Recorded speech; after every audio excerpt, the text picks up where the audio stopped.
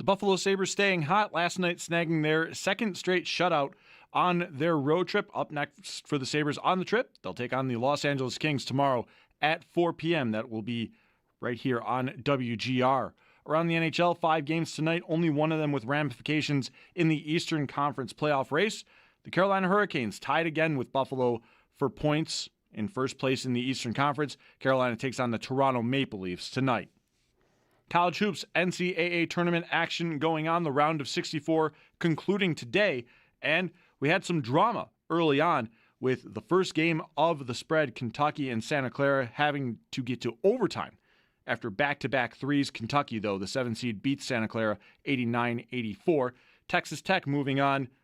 They win by 20 against Akron. Games going on right now in progress. Arizona, the top seed over in the West region, up 61-34 on Long Island University. Meanwhile, we have an upset alert potentially going on here at halftime. 14 seed Wright State has the 43-38 lead on third-seeded Virginia. This update's brought to you by Paddock Chevrolet, with you for the extra mile since 1935. I'm Derek Kramer. You're listening to WGR.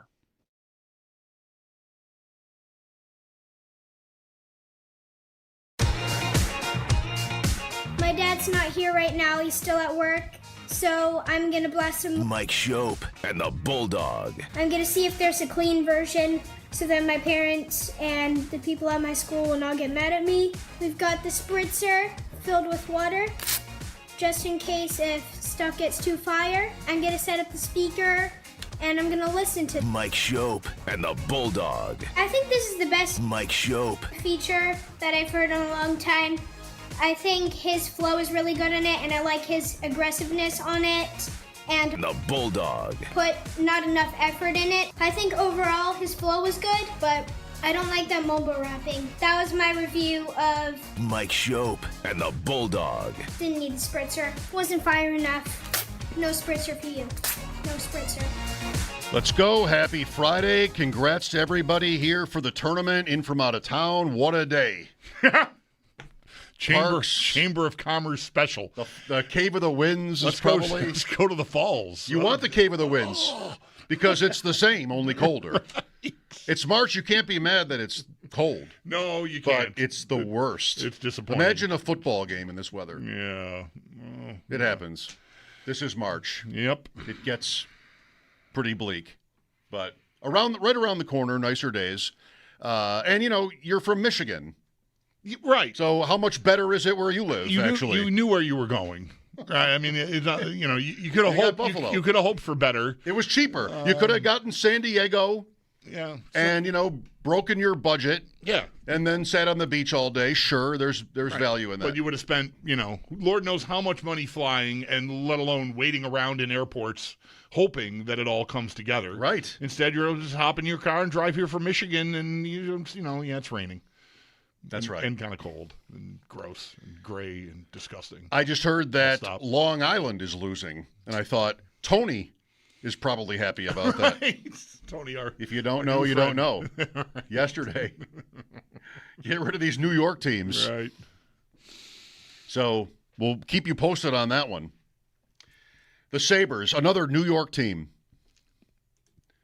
How about the Sabres tweet today about their last 40 games? Right. We have been all about this and all around it. It keeps getting better. 32-6-2 is the best mark in the NHL over 40 games in 30 years. The 96 Red Wings, which is how many Hall of Famers? Scotty Bowman, right. For starters. Yeah, that's a good place to start. All the Soviet players who were on that team. Yeah. Just 32-6-2. 32-8. Got to be true to myself. 80% plus the 2 extra points in almost literally half a season. Yeah. One more game will be half. What is left to say about this? I find out from Pete Gwelly this morning on Twitter that this is the first time the Sabres have ever won games back-to-back by shutout with different goalies on the road. Right. That had never happened before. in the history of the franchise. How does this end? With a parade. They had the stretch going into whatever it was Sorry, last week. I couldn't bring myself, but losing to Tampa in the second round, I couldn't spit it out. No, parade, Mike. At some point last week after that 8-7 Tampa game, someone called in to point out how, again, like this is always happening, keeps happening, the parallels with 2006. And I'm looking at it while he's talking. I'm like, bad news. The 06 team lost 8 out of 9 after they hit whatever that milestone was, like 8 out of 9. And so I'm kind of bracing for that in the last week and a half. And what happens? It's just like they seem impervious to any adversity. They've come out of the Olympic break and lost one game. Right? Are they 11-1 in 12 games since the Olympic break ended? Like, it's insane. It is. They're 10-0-1, I think, in their last 11 on the road. Also 19-2-1 or 22-1 if it's not that yet. It's not one of these things where you gotta. You go back. Well, I mean, they did. They went to 32-6-2. Yeah, so you go back that far, right? I assume that's the Edmonton game that they win in overtime that started the 10-game streak, right? Yeah. So, like, often you got to kind of chop up. Like the Sabres themselves, I think their media department sometimes does this in like different. In their during the broadcast, they'll like come up with how no team in the last 7 games has got more things. I don't know that they do that much anymore, but I can remember throughout the drought, just these sort of weirdly chopped up segments of the season. Like, look how good the power play is going. No team in the last 9 periods has one. Like, oh my God.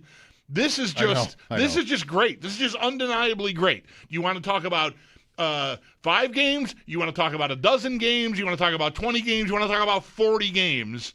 It's insanely good.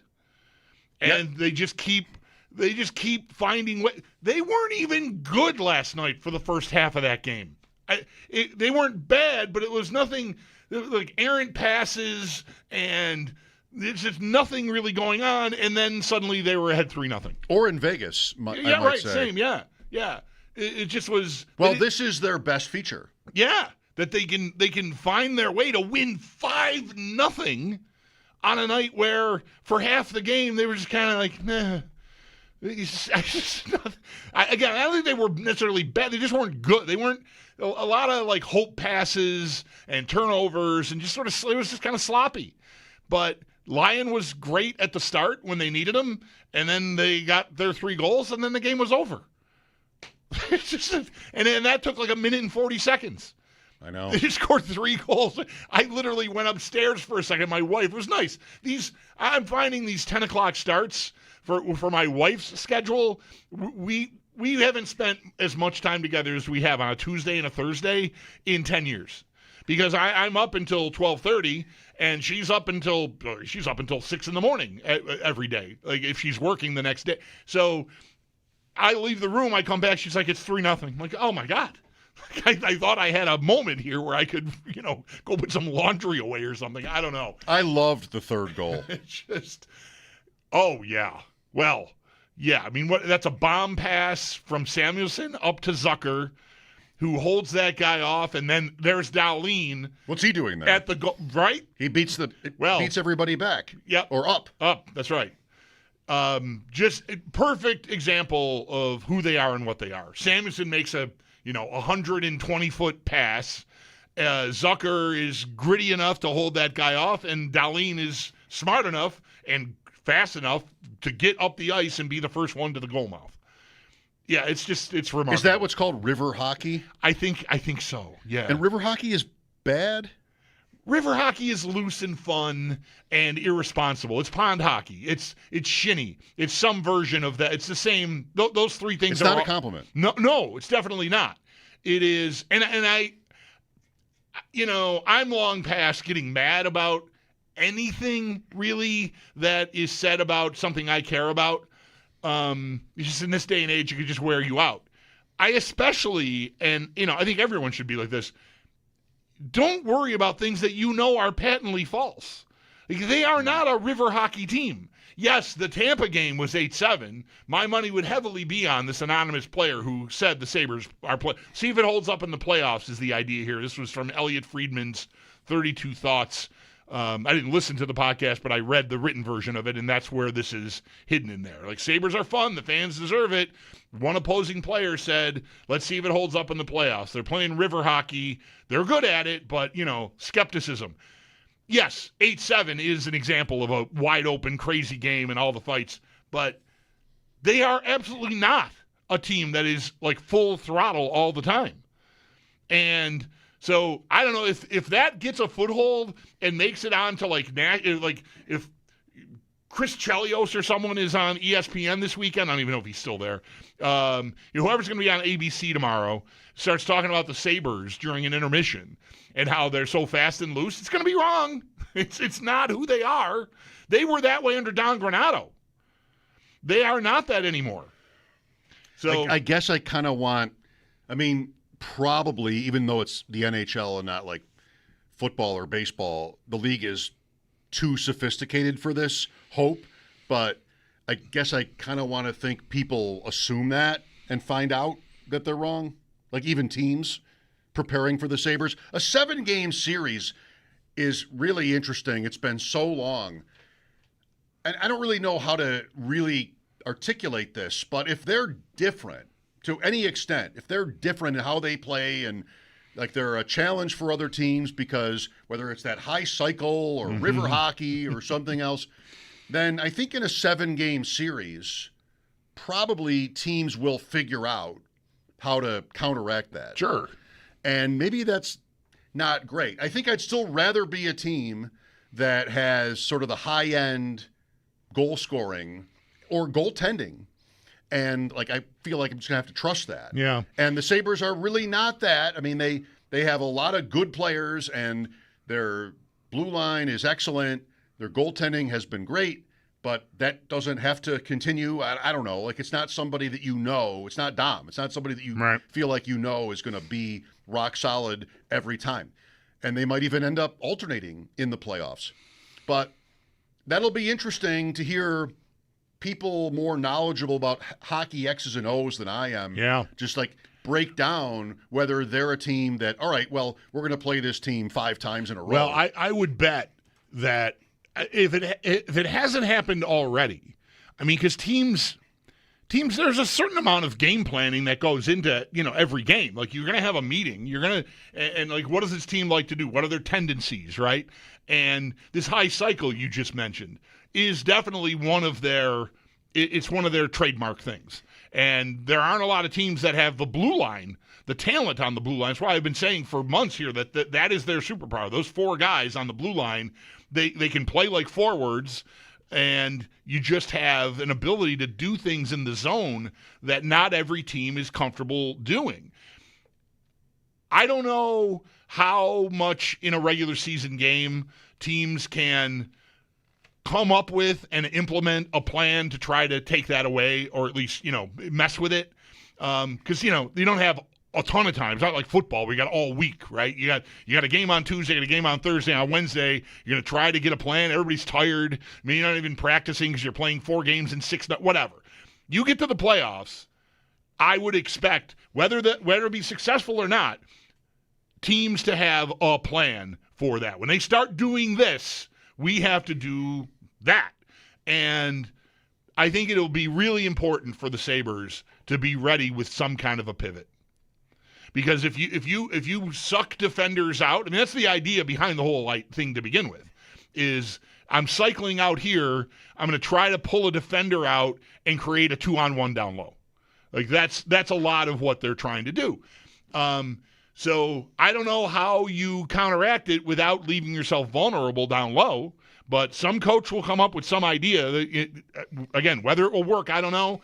The Sabres better have something to switch to if necessary, because I would expect, especially in a 7-game series, that's where any question about whether they'll hold up in the playoffs is perfectly fine to me to ponder. Because, again, I don't know, once a team rolls its sleeves up and really gets to work on trying to take away your fastball, they might be successful. Hockey is littered with examples of teams that thought they had a thing like, oh, nope, defense caught up, took it away. Well, that's where you want your power play to save you. That would be ideal. I think if whatever your bread and butter is doesn't get you there. It has not made sense to me all year that they are so motion-oriented at 5-on-5, and the power play seems still so stagnant. Just feed Thompson and hope. Right. It's he misses the net on the power play over all to the the time. guy on the right, out to Darlene, back to Thompson. Okay, that's not there. Okay, pass to the guy in the slot, back to Thompson. And there's just not a lot of flow there. And I don't know, like, I highly doubt that this is a situation like we often talk about in football where you're sort of sitting on your best stuff for January. I'm going to save this play for the Chiefs, right? I don't think the Sabres are going to get to April 18th or whatever day the first game is going to be and unveil some new power play where they're just flowing around the zone like maniacs.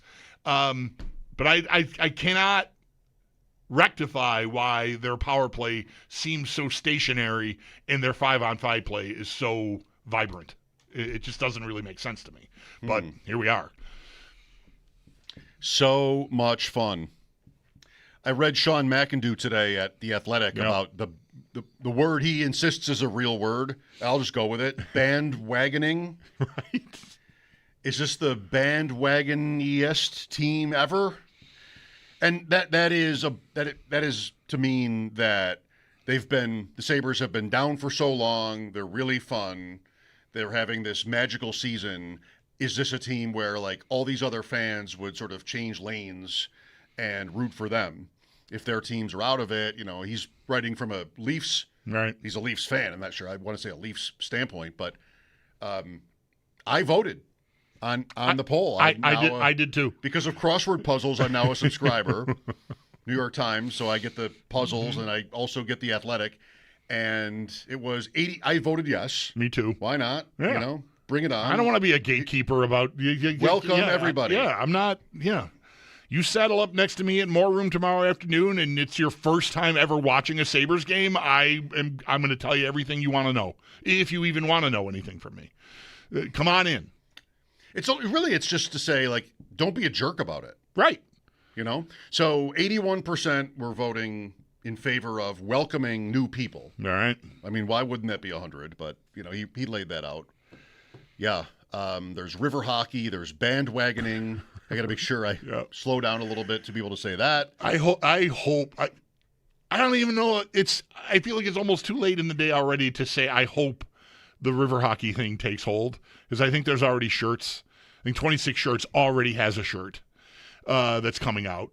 And I'm ready. I read that. I meant to mention it yesterday during our show, and I'm so disappointed I didn't, because I came across that yesterday in Elliot Friedman's 32 Thoughts posting, and just had it filed away and just never got it out on the air. And now it's I think a lot of Sabres fans that are paying attention to social media and to the radio station have heard about it. The first, I hear the river. And I'm right to Proud Mary. And so I hope it takes hold enough that I can just tweet a meme or whatever, like a video of Tina Turner dancing, like every Sabres win from here on out. That's what you're going to go with? That's what I'm going to go with. Not CCR. For me, Ike and Tina Turner playing that song was my first exposure to that song. When I heard CCR playing it, I thought, why are they playing Ike and Tina Turner's song? I did not realize that Ike and Tina Turner had covered it from CCR. So I love Tina Turner, and I just think it'd be such a cool thing to have, like, Rolling on the River as like a part of this, little small part of this. I like it. I'm going to be there. I'm even considering I'm going to go out for this game tomorrow, making sure I have a tweet loaded in my phone so I don't have to go looking for the video that I need. I just want to have it ready to just hit send. As an Islander, I'm really here for it. All right, the river. I want to hear about the river. Right. I look at it every day. The Sabres to win the Stanley Cup. Are we still friends? The Sabres to win the Stanley Cup. I mean, actually, let me go back. I think most of the time in sports talk, you can say that and people will like it.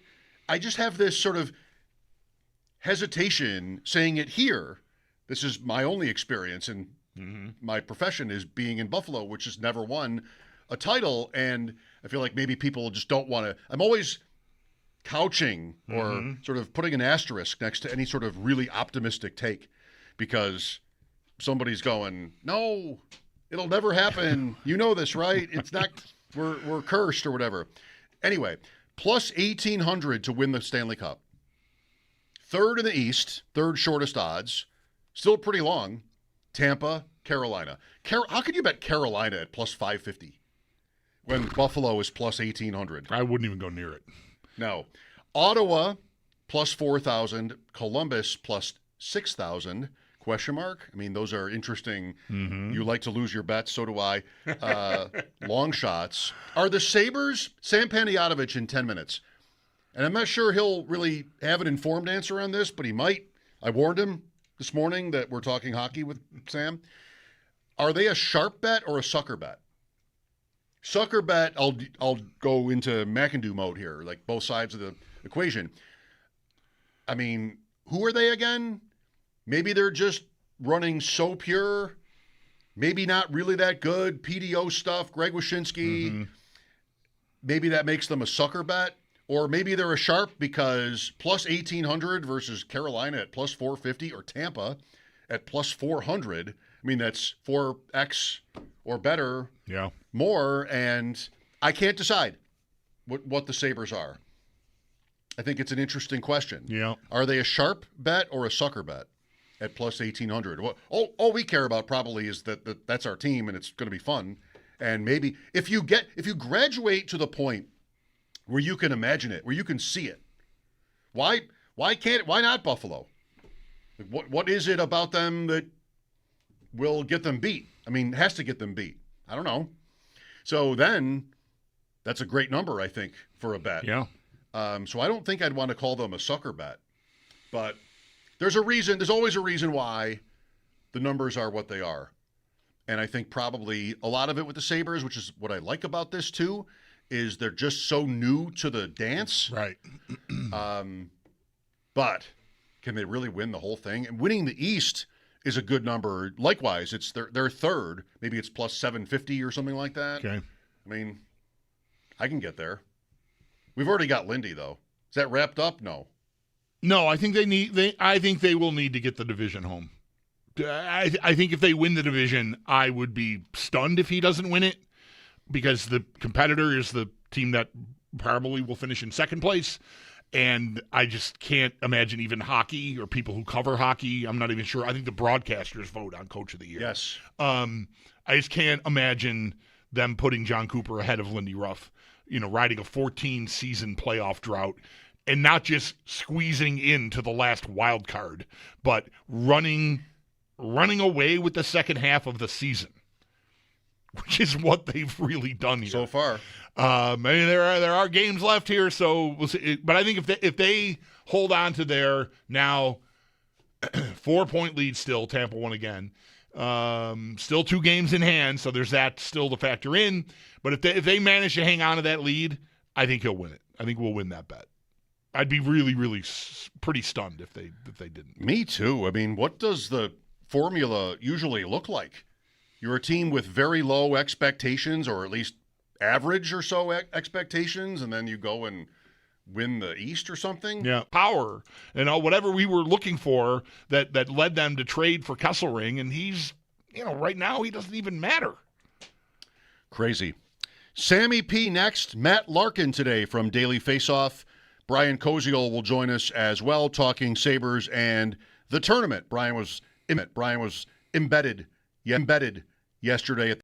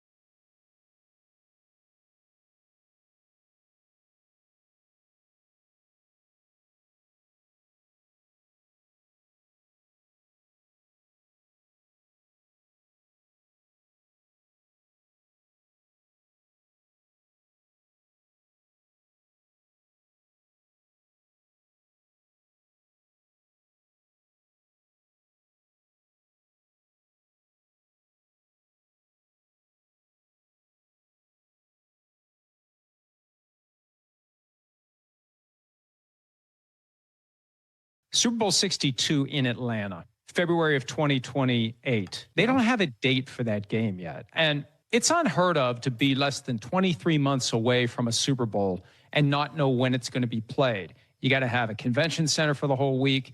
You got to have how many thousand hotel rooms. Right. They usually know by now. The reason they don't have a date, I'm told, they're holding it open in case they get to 18 games by 2027 and they need to slip it back a week or so. You throw in 2 buys, and then it gets even more complicated. So that's why there isn't a date. And it tells me that now that J.C. Treader has been installed, I think they're going to move quickly. Mike Florio, can't wait to have to decide what to watch on a Sunday, the Super Bowl or like the Sweet 16. Right. It's coming. Yep. Yeah, it sure sounds like it. I did not realize that they hadn't set a date yet, and that was like something noteworthy for that Super Bowl. But that all adds up. Interesting. Sweet 16, of course I meant curling because I probably would get sued if I meant any other sport, a certain sport. Plus that's on like Thursday, Friday. You want the round of 8. Right. Didn't quite nail it. With us now, a friend, an analyst, a Vegas goer, hugs for High Point, a coach of the year in hockey better, loves the White Sox, hates the Rockies. Sam Panayotovich with us from Chicken Dinner. Sam, paint the picture. It's 12:32 where you are. There's got to be something. It's got to be live. It's got to be lit. Are there bodies on the ground, Sam? Like what do we got going on? Whatever you say. I don't know what time it is. I don't know what day it is. I'm standing next to my buddy Matty right now in the book. We're sweating Arizona minus 30. Naturally, they're up 33 with 3 minutes to go. Anything can happen. Gotta love the tournament. Were you on Virginia? I hope not. No Virginia. I was on Santa Clara, though. Did you guys see the end of that Santa Clara, Kentucky regulation? Yes. Yeah, that was something. That's a tough beat. Yeah, it's bad. I mean, Kentucky ties it twice in the final 10 seconds, and you're just like, okay, when you're cold, I guess. But we got some Texas Tech today, and then we really like Clemson tonight. So in the spirit of me giving an underdog on this show the last 2 times that got smoked, you should probably take Iowa tonight. But we're not going to. Yes, I'm sure. Well, I'm not sure. I have no idea. But if you haven't seen the timeout Santa Clara called after their 3, don't look for it because clearly the game should have been stopped. They wanted to set up their defense, and they didn't get a chance to. Kentucky hit one to tie it. So that's the betting. best thing I saw yesterday, guys, I don't want to forget this. I want to make sure I say it. There's this kid named Moneyline Mac who I've met a couple times. He bets $100 on like all these underdogs to be up at half. And yesterday he showed me his ticket. He's in the book. We're watching him sweat this thing out. I'm like, he's going insane in the sports book. He had a $100 bet on Siena to be up on Duke at half. And It hit. $100 to win $2,000 on Siena first half money line. I was loving watching him watch the game. And they were up 13. Yeah, right. Or 11. 11 at half, 13 earlier in the half. I mean, it wasn't even close. No sweat to win 20-1. That's not bad. The tournament so far, any other important takeaways here, whether that's how Duke didn't win by more or what Michigan looked like, who were we on and how might we want to pivot? Well, I do think there's something to be said about these 1 seeds that struggle early. Usually those teams don't make runs. And we've seen this plenty of times over the years. When that 1 seed struggles against a 16, it's usually not a Final Four team and certainly not a national champion. But with Duke, I mean, they're starting point guards out. That's a big deal. They've got some issues on that side. So I think it's very obvious, though, Arizona, Michigan, and we're going to see Florida play. Those teams are just so much better, guys. And, I did a lot of stuff for Fox this week, and I was getting a lot of flack on the internet because they're like, oh, you got 3 number 1s in the Final Four. Nice bracket. I'm like, well, yeah. I mean, the ones are just – they're so much better because of NIL and the portal and how these teams can all pay players. I think the real thing is you're not seeing a lot of upsets anymore. And this is not just this year. It goes back, last 4 or 5 years. We used to love the George Masons and the Butlers and the VCUs and all that. And you don't really get that anymore. And I'll tell you what, these point spreads are getting bigger and bigger as Arizona is now up 32 with 2:56 to go. Spreads are getting bigger, and the middle class is sort of evaporating in college basketball. That's the truth. We'll get you out of here before that game ends, I think, so you can experience it. Right. You know, that is, there are many different, and I don't have to tell you this, Sam, there are many different forms that betting basketball can take on. Yesterday we talked with Jeremy Kahn about the overtime loss when you're on the underdog, like Santa Clara today. Sorry if that's too soon. But also there's the big number you're trying to cover, and all the backups are in, and you just have to hope like that somehow that's going to work out for you. I guess that's probably Arizona right now. Yeah, Arizona has like a 5'7" guy in right now. Like, he's a walk-on, and Bulldog, he doesn't play in big games. Yeah, he's at the free throw line right now. Arizona up 33. But this, if you haven't done the trip to Vegas, I would highly suggest at some point, and there's people obviously driving around Buffalo that have made this trip, come out with your boys, get the boys together, come on a Thursday, hang out Thursday, Friday, Saturday, get home on Sunday. It's just action. Everything is action. Everybody's got a bet. Everybody's got something going on, and it's hanging out with the boys, drinking, gambling, having a blast. It's just, there's nothing like it. First week of the tournament.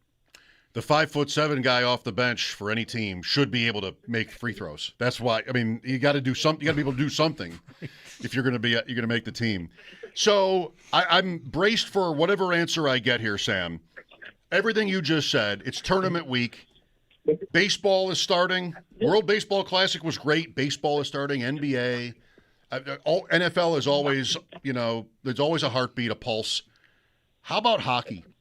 The Sabres are a real story. Sam, 32-6-2 in their last 40 is the best mark in the NHL in 30 years.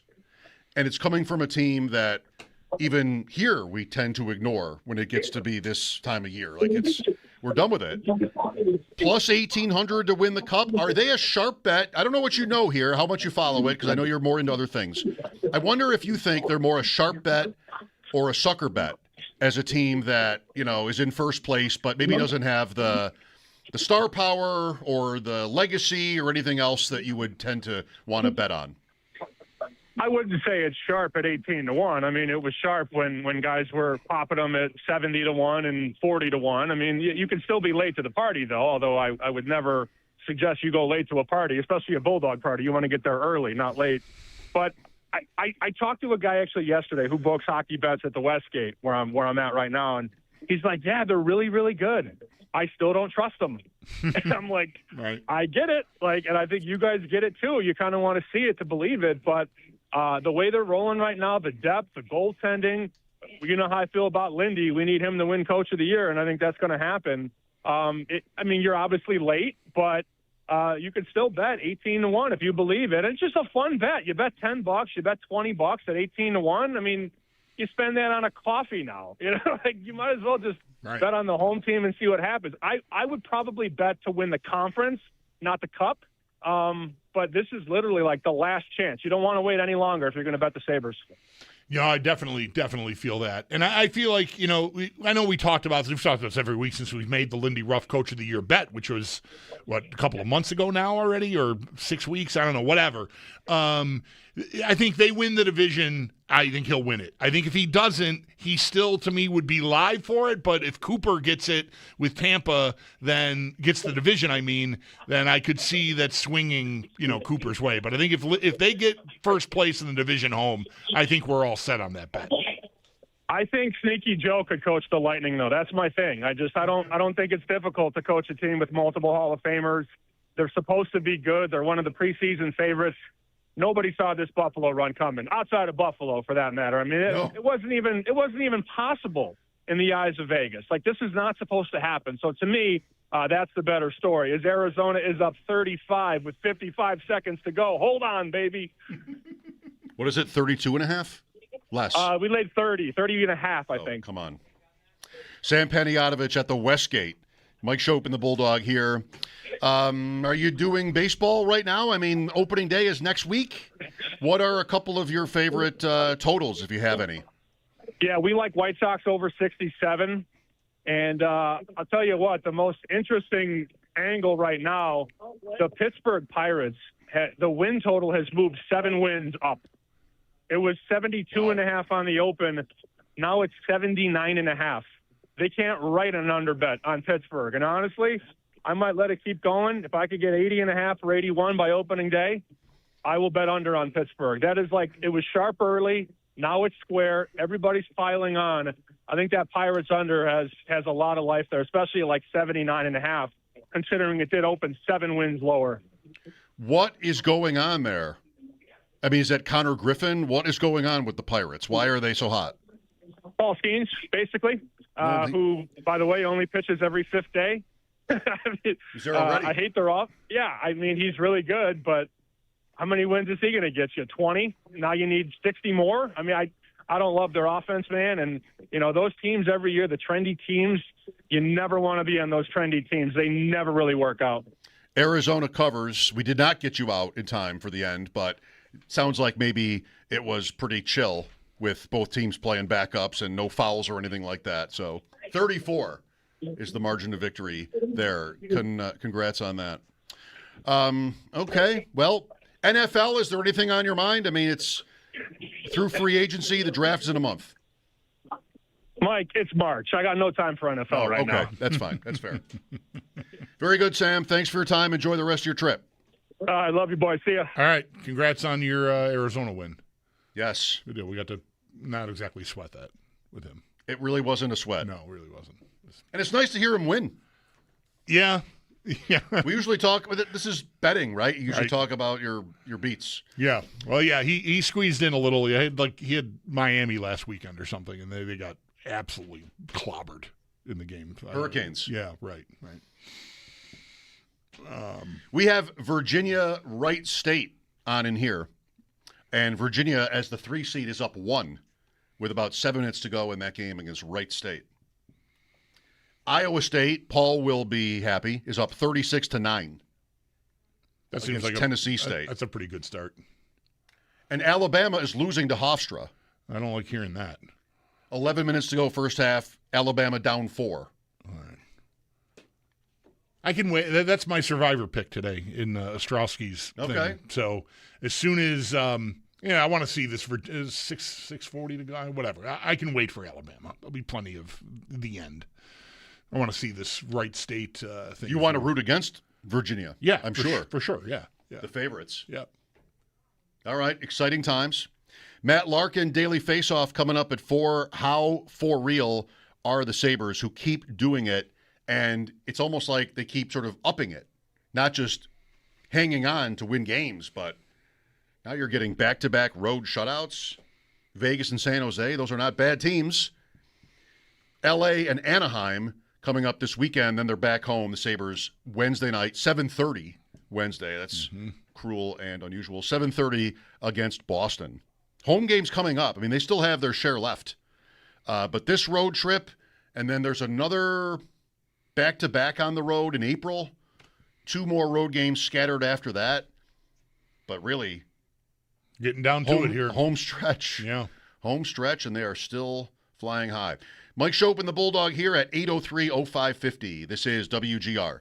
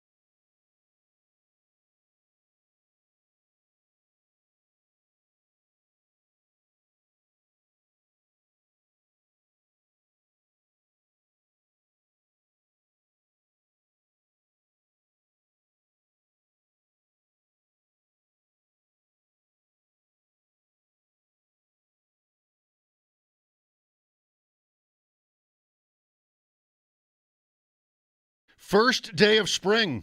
Oh. Get out there. Plant those bulbs. Is it actually still, do you know?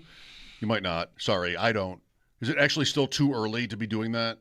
Planting flowers and I think herbs? so. There's assuming frost could Yes. be bad. I think you want to hold off a little bit. Okay. We still got lows below freezing for the next week or so overnight. So I think you want to hold off. Wait on a that week? stuff. Yeah. Like even if it were, I don't think it's gonna be, but even if you got like a weirdo 68 or 70 degree day, I think there's still frost possibilities. What you do have today is a mushy ground, though. Like you wouldn't have to really dig that hard. It's good Just be planting. like- It's good planting conditions. soil right now. Yes. Okay. That's good. The equinox today. The March equinox. Oh, that what a great word. Equinox is a good word. Isn't it? Yeah. Any word with a Q and an X, you got to respect it. Yeah. Quixotic would be another one. Those are great. Find me a word with a Q and an X that isn't a great word. Yeah. Equinox. You know? That's a great one. Yeah, I like it. You put that in a title of anything, a book, a movie, an album. You've got my attention. Oh, absolutely. Yeah, I don't know. See what these people For are once, up to. you're making a great point. They're talking about equinoxes. I got to dive in. NCAA tournament, Virginia, a slight lead over Wright State, getting late. Alabama down 10 to Hofstra in the first half. Iowa State way ahead. You see I had to go with Alabama in the Survivor because they're like, oh, people will be down on them because the second leading scorer is not playing. So the people may avoid them, and I'll be smart. All right, it's still time. You have one entry? Yeah. A little bit too chalky, I think. But you made it rocking chair yesterday with Nebraska. Were you watching VCU North Carolina last night? No, it was not. Didn't see it. So you missed the hair delay?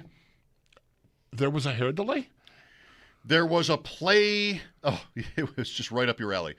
There was a play where the ball went out of bounds and the Carolina guy touched it and it sort of grazed the VCU player's hair. Oh, wow.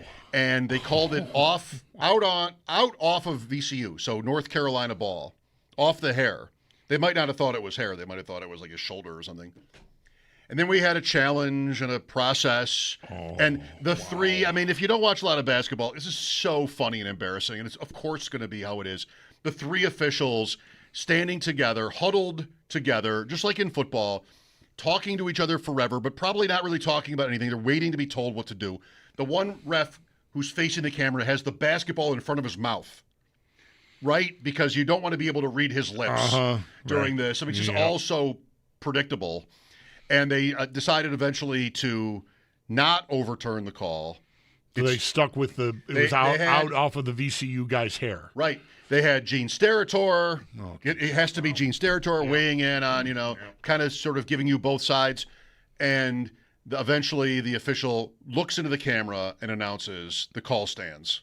All of that was for nothing. North Carolina, in overtime, gets the possession, still loses, which is one, it's got to be, I never hear anybody else say it, but maybe I'm the wacko. All these, now it's going to be balls and strikes, right? We're going to brace ourselves for that and watching any baseball game. Oh, well, it's so important. Get it right. Only one team can win these games. And here's North Carolina getting the break in overtime last night. He still lose. Didn't take advantage. It didn't matter. Yep. There's enough basketball left. There's, 40 minutes, 5 minutes in overtime, 9 innings, 162 games. Right. If that play had happened in the first half, would they have? Oh, right. I don't know. Right. I don't know how many challenges you get or who decides. Right. I mean, God help us if that's a play you can challenge in the first half. If we're going to properly enjoy the NCAA basketball tournament, we have to know how many challenges they get. I guess I'll have to learn that. Matt Larkin next on WGR. Sorry.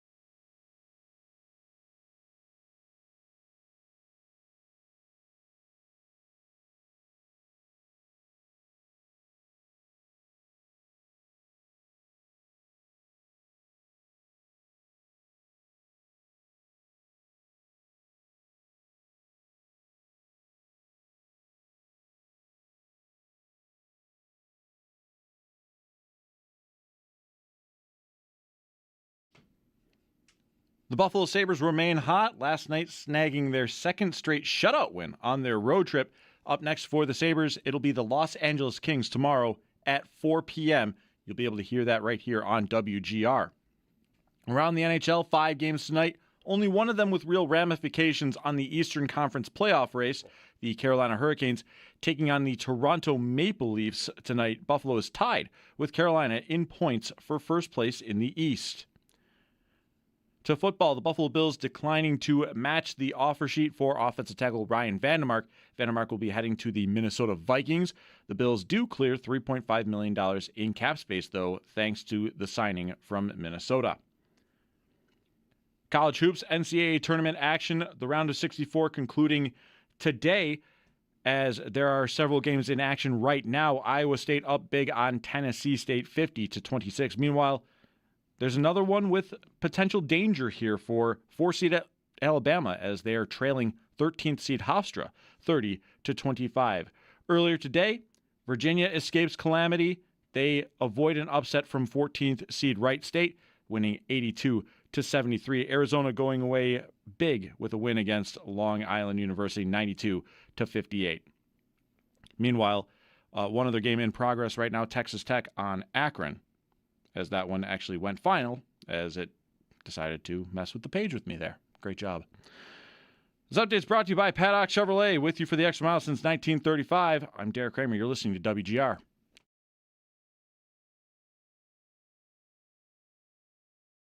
It's Mike Schopp. It's nothing you did. It's not you, it's me. It's not you. It's you, but you didn't cross me. And the Bulldog. Why did I choose? Why did I just stay in school? On WGR, Sports Radio 550. Welcome back. Let's get back to Buffalo's new favorite subject, which somehow is happening after years of desolation and frustration. The Sabres keep roaring, breaking barriers. 32-6-2 in their last 40. The Sabres say that's the best 40-game stretch in the NHL in 30 years since the Red Wings. Hang a banner? No, Bulldog. We're not about that. We're not ready to hang a banner. We are ready to talk to Matt Larkin from Daily Faceoff. Been a frequent guest of ours over the years.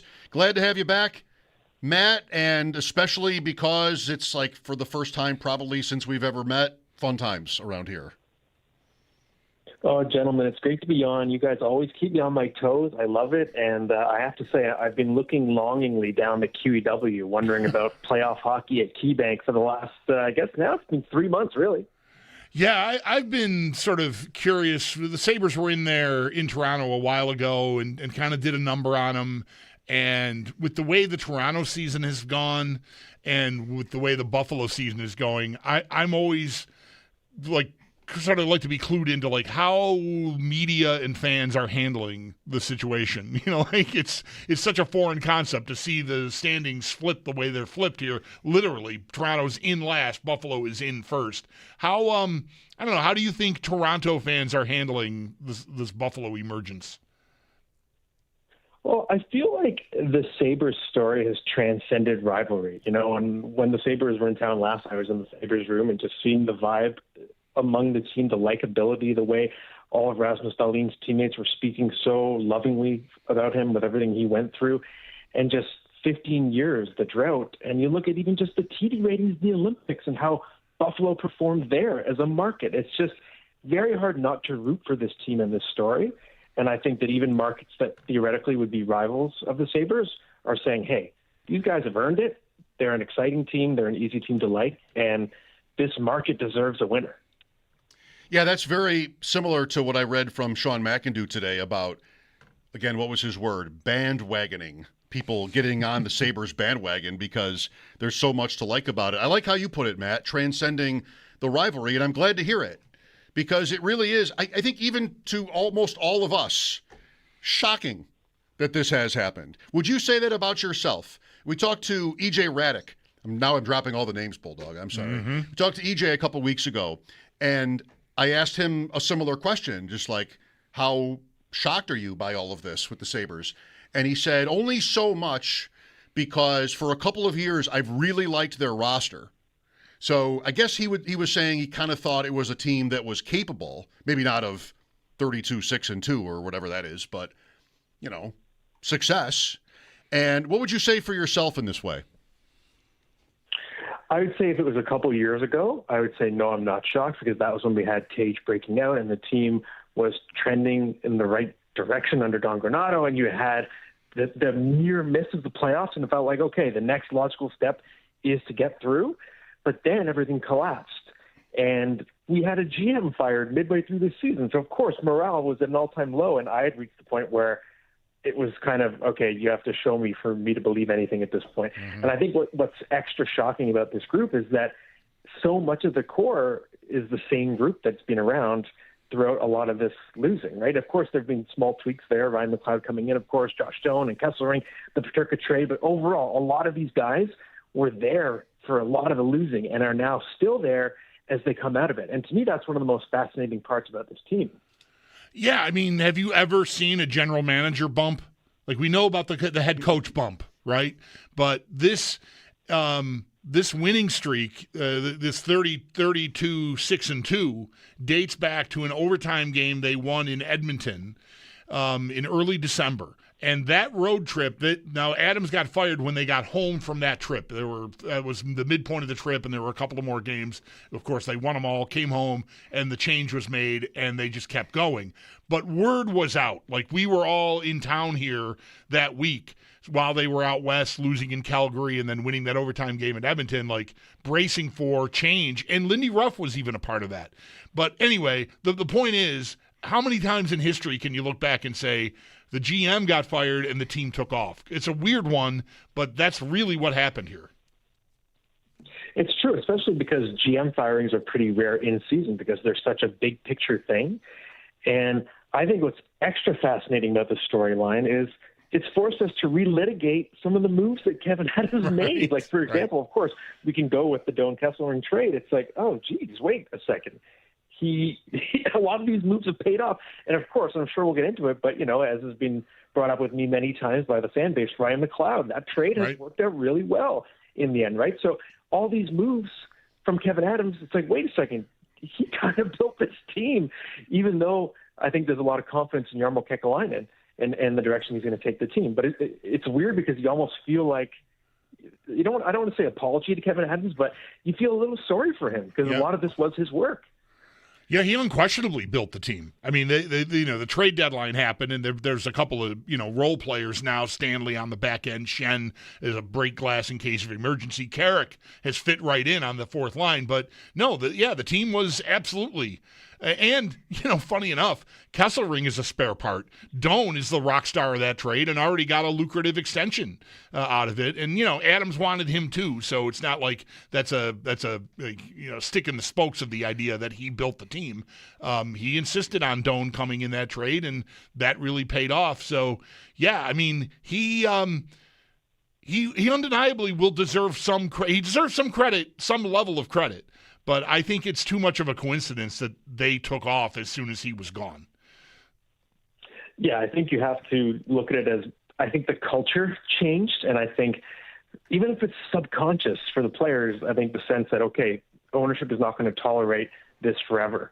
And we need to make something change. And I think that might have lit a spark. It kind of reminds me a little bit, too, if you look at the Chicago Blackhawks, Dale Talon built a lot of that nucleus, and then Stan Bowman comes in and they finally break through and win the Stanley Cup in 2010 with a different GM, even though the previous GM had made a lot of those moves. So there is a precedent for it happening. I don't know if you're superstitious, if that means we're going to see this Buffalo team go really far, but it'll be fascinating to see what happens.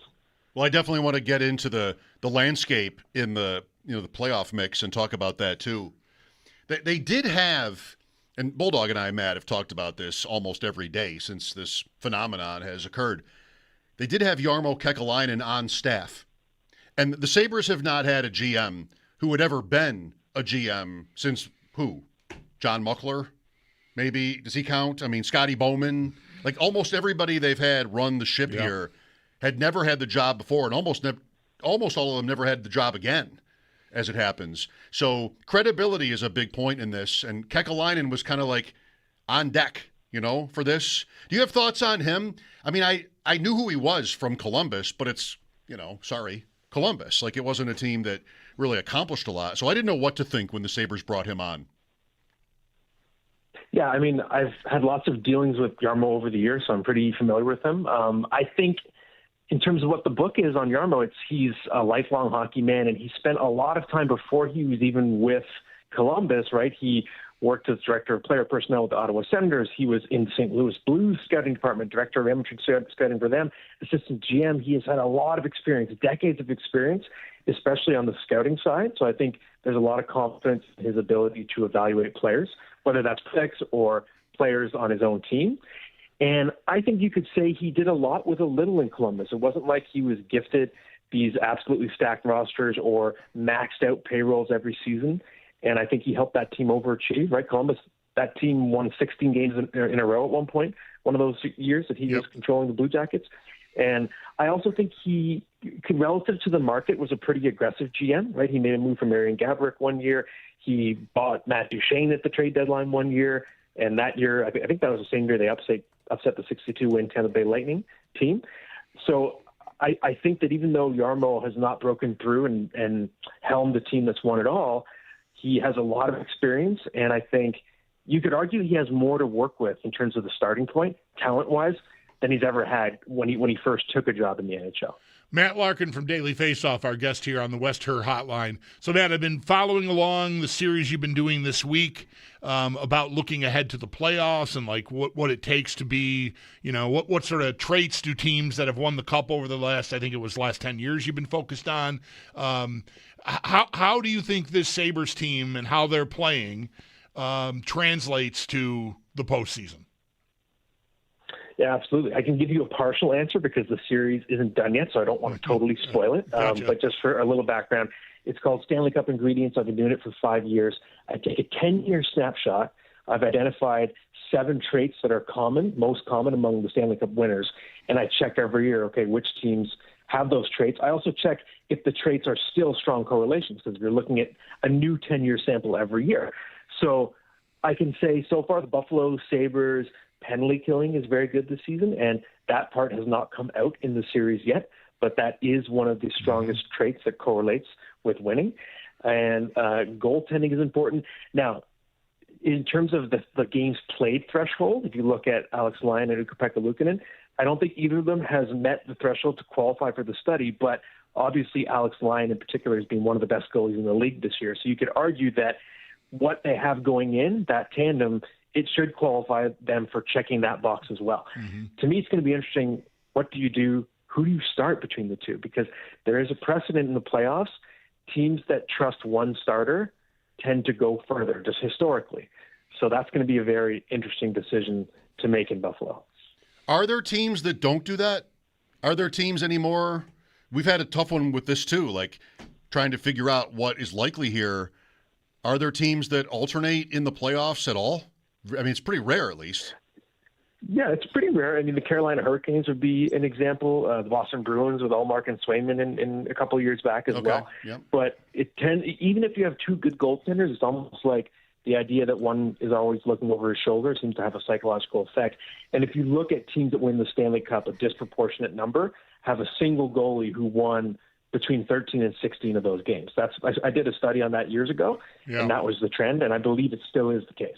Yeah, I mean, certainly we've seen, Bobrovsky going in for Alex Lyon, funny enough, 3 years ago, is an example of a team that used to, Carolina back in 2006 used to, but it was not an alternating situation, right? It's more like this guy, we're down, it's not working, put the other guy in, right? That year with Lyon in Florida, he was red hot down the stretch, so they just sort of, okay, well, he's the guy, and then they lost 2 games and went, nope, and Bobrovsky went in and never came out.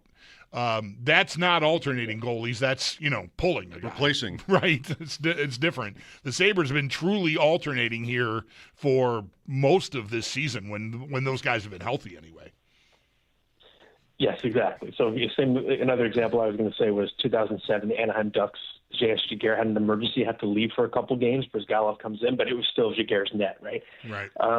But it's going to be interesting. Yes, it's a true tandem with UPL and Alex Lyon, and I think both being pretty consistently great during this run. I don't know who you give the edge to. My gut says Lyon has a bit more of the veteran savvy. He's at least started some playoff games, right? Not many, just that one run, and only the first few games of the series, but he's at least seen those bright lights against a big market team in Boston. So I think I would lean that way, but it's really a coin flip, and you may have to base it on who has the better April going in. Fleury and Matt Murray. 1 year in Pittsburgh when they won it, that was a conversation, like who should start. 17 maybe. With Matt Larkin, Matt, I've made this point to all our hockey guests. I think it's so interesting from the standpoint of being a Sabres fan and talking about them and following them my entire life. They've really never had a team like this where defensively they're so strong and deep and talented. Really, the Sabres' history is not that at all. It's the French Connection. It's Hasek. It's the exciting up-tempo teams from out of the lockout. And, that's not the whole list, but it's most of the list of their contenders in 50-some years. But how about their makeup? I'm not sure it's going to be one of your traits or even how to measure it. We're coming off back-to-back shutouts on the road here with different goalies. They are tough to penetrate with who they are on defense. I think you're absolutely right, and it is such a change. I think of 99 and Dominic Hasek carrying that team to the final, and Jason Woolley was the leading scorer on that team. It really shows you how much the identity's changed. But I think when people talk to me about the Sabres, the thing I always point out is, oh my God, they're so deep. And I think a big part of it is Matthias Samuelsson really getting back on track and finding offense in his game this year has really changed the identity of the defense. And obviously bringing in Logan Stanley and Luke Schenn deepens the group a lot. But they just have, I think, a really well-rounded group, whether it's Owen Power, Bowen Byram. All these guys have size. All these guys can skate. They can defend, but they have some offense in the game. So it's not like you're one-dimensional with many of your combinations and permutations and pairings you can put out there. And I think you have to give credit for what they have up the middle. I really at forward as well in terms of this depth, because to me it's the middle six when Josh Norris is healthy. And Ryan McLeod, he's been a capable second line center when Norris is out, but he also has been so good that you can play him there when Norris is in the lineup. And you have, whether it's, you could flip them on different lines, but the fact that those are your two centers in the middle six, it really speaks to the forward depth that they've cultivated now too. Yeah, I feel like Norris is such an integral piece here. We had a dalliance before the trade deadline with the Sabres trading for Robert Thomas, and I felt like that was an effort. I don't know if Norris would have ultimately maybe even been included in that deal. The money might have necessitated it. I don't know, and maybe that's why it fell apart. But I feel like last year, Matt, Ottawa traded Norris away for Dylan Cousins and wanted, certainly they're not getting, Norris is the better player when he's healthy, more productive, just 200-foot player, and Cousins is nice. I felt like they were trading away Norris to get someone they knew they could count on being in the lineup, whereas Norris is just always in and out, and that's still been the case here. He's on a stretch here since the Olympic break where he's been in all these games, but he's missed more of the season than he's played, and I sort of am holding my breath that he can hold up because I think that depth really takes a huge hit if he's not there. It does, and it's been tough to watch because he is such an interesting player. His career average, he averages 31 goals per 82 games. He's above average on faceoffs. He's a really accurate shooter as well, like career shooting percentage north of 18. That's like Leon Draisaitl level accuracy. So there's so many different things that he does well. That's why, to me, he's such an interesting player. He shoots the puck a lot. He's also more physical than he gets credit for, too. But it's just walking a tightrope, right? When he's had so many injuries and repeated injuries to the same body part with the shoulder, you just never know. The wrong hit at the wrong time, and obviously the playoff atmosphere is going to be more physical. Can he hold up to it? We don't know. But I think what's different now is this team is so deep that even if you lose Norris for stretches, I think they can survive. I mean, they've proven they literally have done that without him, right? And I think it's credit to Ryan McLeod, the fact that, again, I infamously labeled him, a career bottom sixer, but I think he's proven he's more than that. He can elevate and be a number two guy, and I think that's totally changed the makeup of the lineup, and they've proven they can survive without Norris, and because of that, it's okay, and it's great when you do have him in the lineup. A few minutes left with Matt Larkin, dailyfaceoff.com. So, Matt, the East, Tampa, has been like the alpha here of late. I mean, Florida dropped off, so I can say that. Toronto also out of the mix this year. We've seen a couple of times the Sabres and the Lightning, what that looks like when they're together, and it was madness the last time, 8-7 and fights and everything. I mean, I think a lot of us thought Tampa tried to send a message that day, and I don't know if they were successful. They lost the game. The Sabres held up to them physically. How would you compare the Sabres to the Lightning and also Carolina? These are the two teams that far, it seems, by the betting markets, and I guess it's not surprising, outrank the Sabres for chances of going to the finals. Is the idea of the Sabres beating one or both of those teams so far-fetched? It's not. I think particularly when it comes to Carolina, I think I see more flaws in the Hurricanes, even though analytically they always grade out super well. The Hurricanes have the weakness in goal, right? Brandon Bussi was a great story all year, but the house of cards is suddenly crumbling at the wrong time. And I think that's a possible liability for the Hurricanes, as it has been for several playoff runs, whereas the Sabres have gotten great goaltending all year. I think Tampa's a different beast, even though that one game, oh my God, that was maybe the best regular season game I've ever seen, and Buffalo came out on top. But Tampa Bay, and as you'll see, I'll spoil my series with the Stanley Cup ingredients, but they're going to pop up over and over. The Lightning are just such a well-rounded team. They do so many things well. Their special teams are great. And I think in Andrei Vasilevsky alone, they have such an advantage over the rest of the playoff field, just in the sense of he's playing extremely well, just like the Sabres goaltenders are as well. But in Vasilevsky's case, he's done it time and again. He's won the Conn Smythe Trophy. He's won 2 Stanley Cups. He's going to be a Hall of Famer. He's proven. He's great in elimination games. So I think the Lightning, just in terms of the top-end talent and also just the experience, you have to give them the edge. With Buffalo, you have to understand that they've been the dominant force and they've earned all of their flowers this season. But when they get in, when a team has not played in the playoffs and has a lot of players who haven't been in that environment before, it's going to be a little different. There's going to be a learning curve. And I think what really is going to be important to watch is whether the goaltending can hold up. Because if you look under the hood in terms of just scoring chance, generation, play driving, those type of statistics, Buffalo is a bit more mediocre there. And they've been buoyed a little bit by goaltending. So if Lyon or Luukkonen or both, if they regress a little bit, they might be exposing the team a little bit as well. So I'm still bullish on Buffalo, pun intended there. But if you're comparing them to Tampa Bay, I think you'd still have to pick the Lightning to beat them if they ever meet in a 7-game series. You know, we don't have time here, obviously, to run through all the other contending teams, but my curiosity in the East, Matt, currently is the team that's 5 points out, Ottawa. I feel like I would like to avoid playing them in favor of Boston, Montreal, or Detroit, all three of them. I feel like Ottawa they've been good all year, and it's just goaltending has undone them. I mean, they got work to do. They're 5 points out of a spot to get there. How do you feel about them, their chances of getting in and making noise if they do get in? Yeah, I think that's a fair point to make about them being dangerous. They're such a confounding team. They've been the best defensive team in the entire NHL at 5-on-5 this year. Their goaltending has been the worst in the entire league, so it's completely torpedoed their season.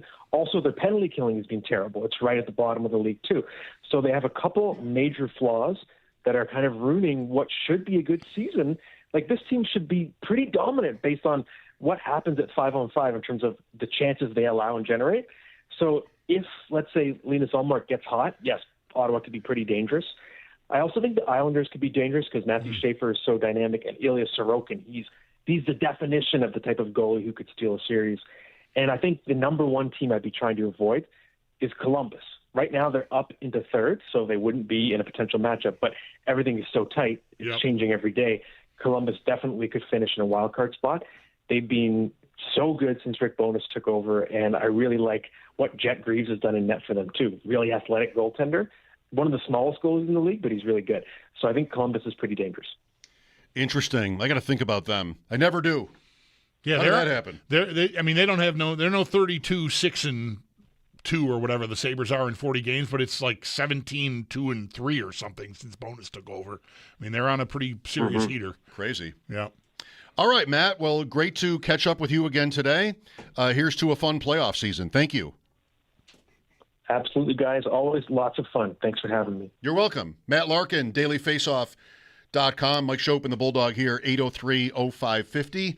Lines open for you next. Brian Koziol will join us at 5. We'll talk about the Sabres some more with him and also the tournament. He was down there for the whole day yesterday. Tomorrow, 2 games early in the day. The Michigan game against St. Louis and then Michigan State versus Louisville. 2:45 for the second one tomorrow. So that'll fit in there nicely. Get you out right in time to watch the Sabres and the Kings. Well, close. Not really. Yeah, but whatever. You'll have your night. Back half of the game. You'll have your night. Yeah. All right, back after the update. This is WGR.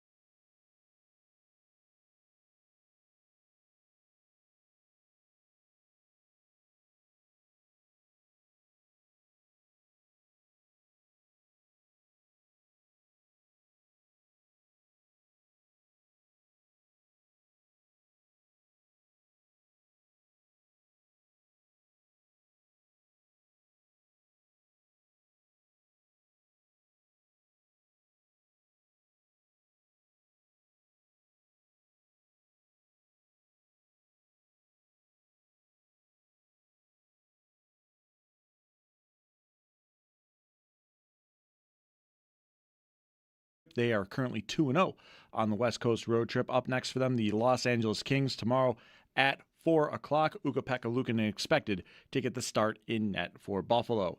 Around the NHL, 5 games tonight, only one of them with ramifications on the Eastern Conference playoff race, as Buffalo is tied with the Carolina Hurricanes in points for first place in the Eastern Conference. Carolina takes on the Toronto Maple Leafs tonight. To football, the Bills declining to match the offer sheet for offensive tackle Ryan Vandermark, who is off to the Minnesota Vikings. The Bills don't get any draft compensation for losing Vandermark. However, they will clear $3.5 million of cap space. College hoops, NCAA tournament action today. The round of 64 concluding today. Games that already happened. 3-seed Virginia avoided disaster, beating Wright State 82-73. Kentucky needing overtime to hold off Santa Clara 89-84. 3 games in progress right now, as number 2 Iowa State is up big on Tennessee State 65-37. Meanwhile, Utah State leading Villanova 22-13. 4-seed Alabama getting off to a strong start in the second half here against 13-seed Hofstra. It is 43-35 for the Crimson Tide. Those are your sports headlines, brought to you by Paddock Chevrolet, with you for the extra mile since 1935. I'm Derek Kramer. You're listening to WGR.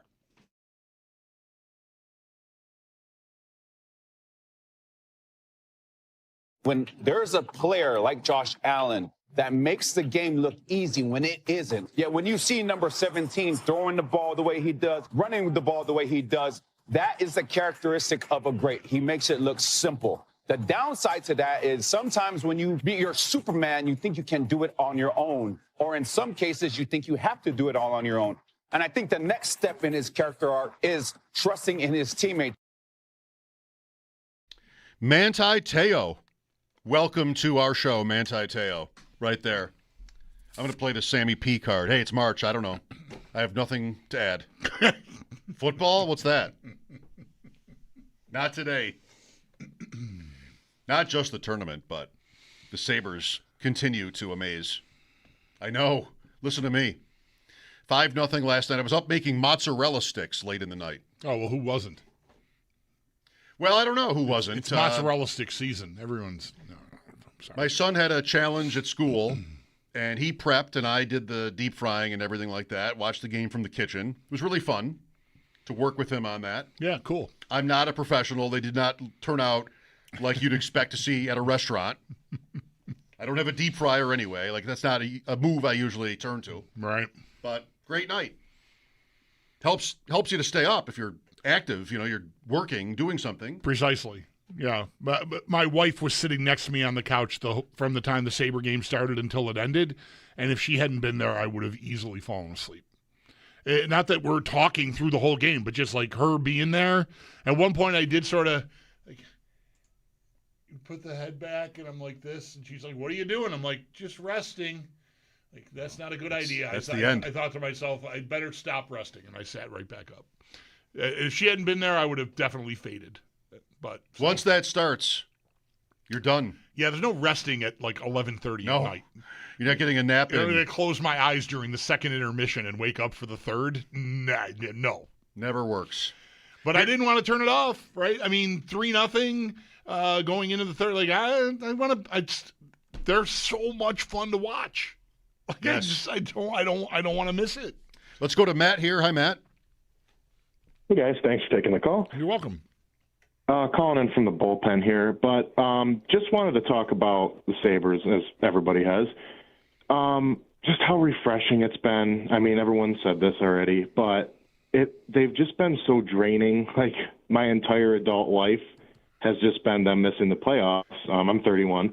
So finally, I have to try and figure out how I can plan around work and things. I work straight afternoons. So now I have playoff games I need to watch. They're must-see TV right now. Mm-hmm. And I know I'm thinking a little ahead to the playoffs, but it's fine. The last time they were good, I was not 18, and I remember being at the party in the plaza, and the last one of those I was at was, God, I remember it, when Boychuk / Vanek and E against Boston, they knew they had to take Vanek out because, you know, he was a Bruin killer. But just throwback there. And also how they're winning games this year, especially lately, the last 40 games, in different ways. They're having barn burner games. They're playing tight, 2-1, 2-0 like the other night. Goalie stealing games. They're coming back from behind. And then they're blowing teams out, too. And it's just like there's so many different ways they're playing. I can't see – this sounds crazy. I almost can't see how they could lose a series against a team. I know that's insane. I know. But it's like, what can't they do? However a team wants to play, it's like they can match it. And they have a lot of good problems. They have a good goaltending problem. They have a good, defense problem in a way. Like, they have too many defensemen that are ready to go. And it's good problems to have, right? So that's kind of all I had to say, but thank you. All right, good job, Matt. Way to rep the bullpen. The bullpen is the chat on the YouTube stream, by the way, if people don't know. Do we have a bullpen car? We should get a bullpen car. What would it do?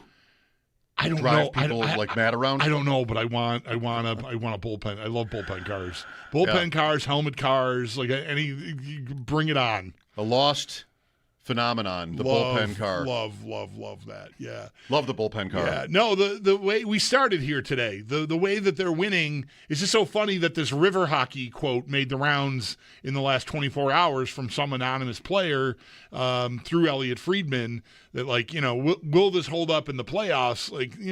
They're playing river hockey. They're good at it, but we'll see. And I don't think it's appropriate. I don't think it's accurate at all. It tells me you're not paying attention. I think it's a Tampa player because that's the closest game to a wide open Donnybrook type game as you'll see. I mean, with the fighting and everything, it was like a game from 1978. I think it's Hagel. Okay, let's just say it is, make that so, and then we can hate him even more. Put your name on it, right? Hagel, you punk, you 2-bit punk. You ex-Sabres draft pick. Goon. You're just jealous. Yeah, let's do it all. You're just jealous of the Sabres. Going full Paul Newman on the radio and Slapshot. I don't know the bit well enough to quote it entirely. Anyway. I can't help you. They're not a river hockey team. They're not an offensive juggernaut. They are, I think, to my eyes, a complete team. They've got the goaltending has done more than held up. The goaltending is chiefly responsible. It's been great, but their defending overall is very good. These 1-0, 2-0, 2-1, 3-1 games that they buckled down in the third period, there have been numerous games this year where you don't even need fingers to count the scoring chances the other team gets in a third period. Well, they're not all the time. They've given up some late goals and whatnot, but mostly they are buttoned up. When they need to be buttoned up, I'm thinking of the quote from Kekalainen very early on in his tenure as GM, saying something along the lines of, when you're up 4-1, you don't necessarily have to be trying to score your fifth goal.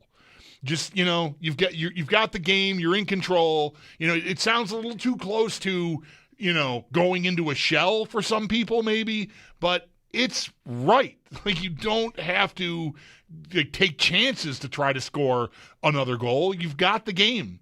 Just be responsible, cover your stuff up in the defensive zone, and you're going to win the game.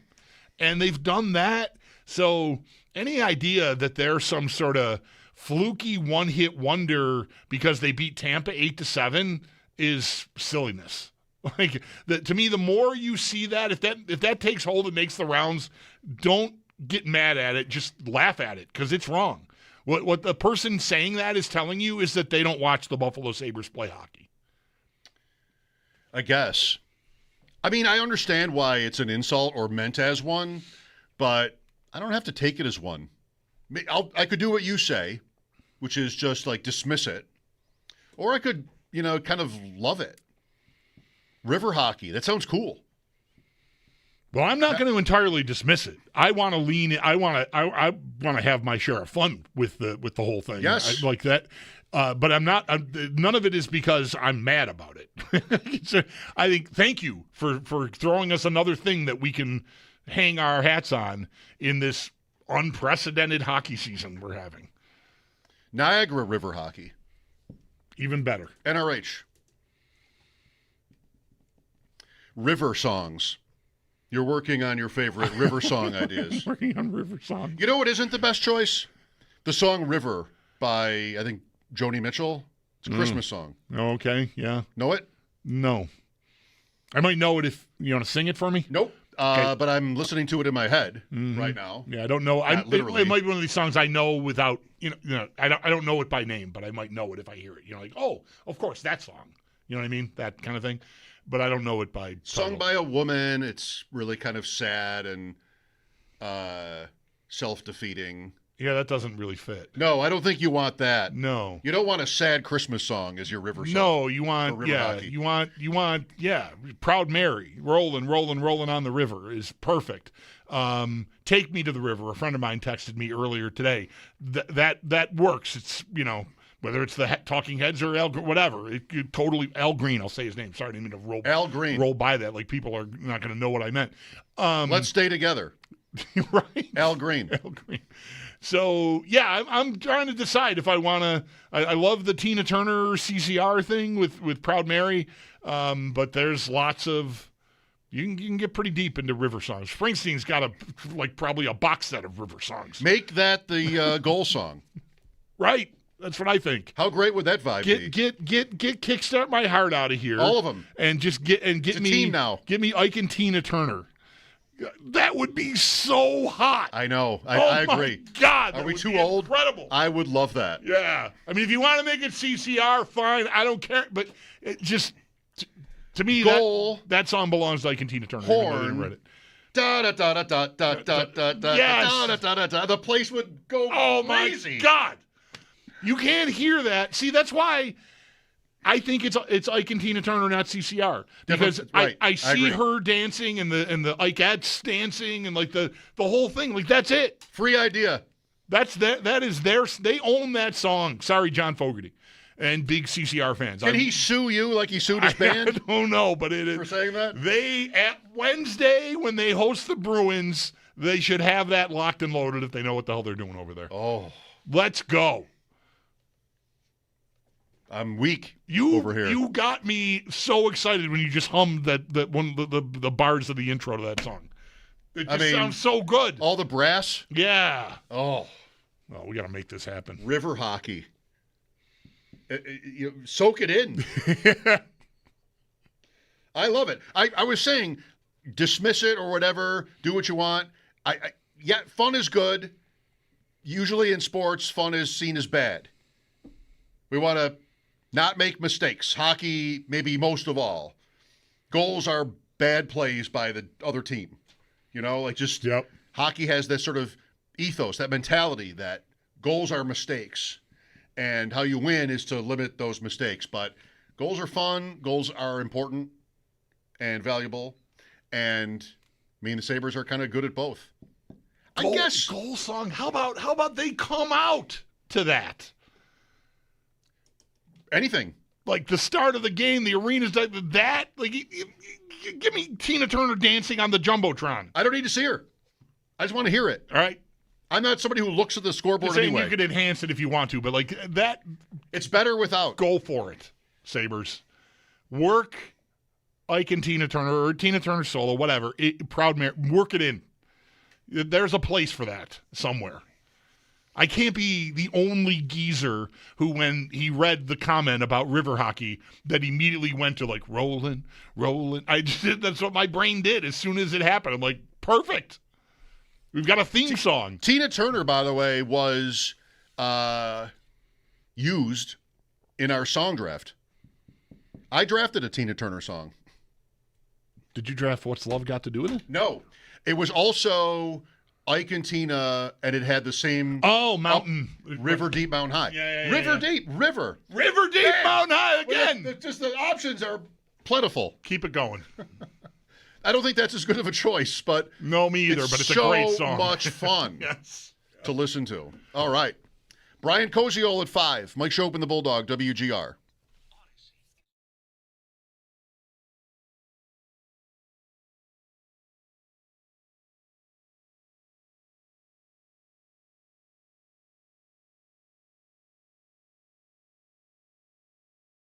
Folks, Bulldog here. Maybe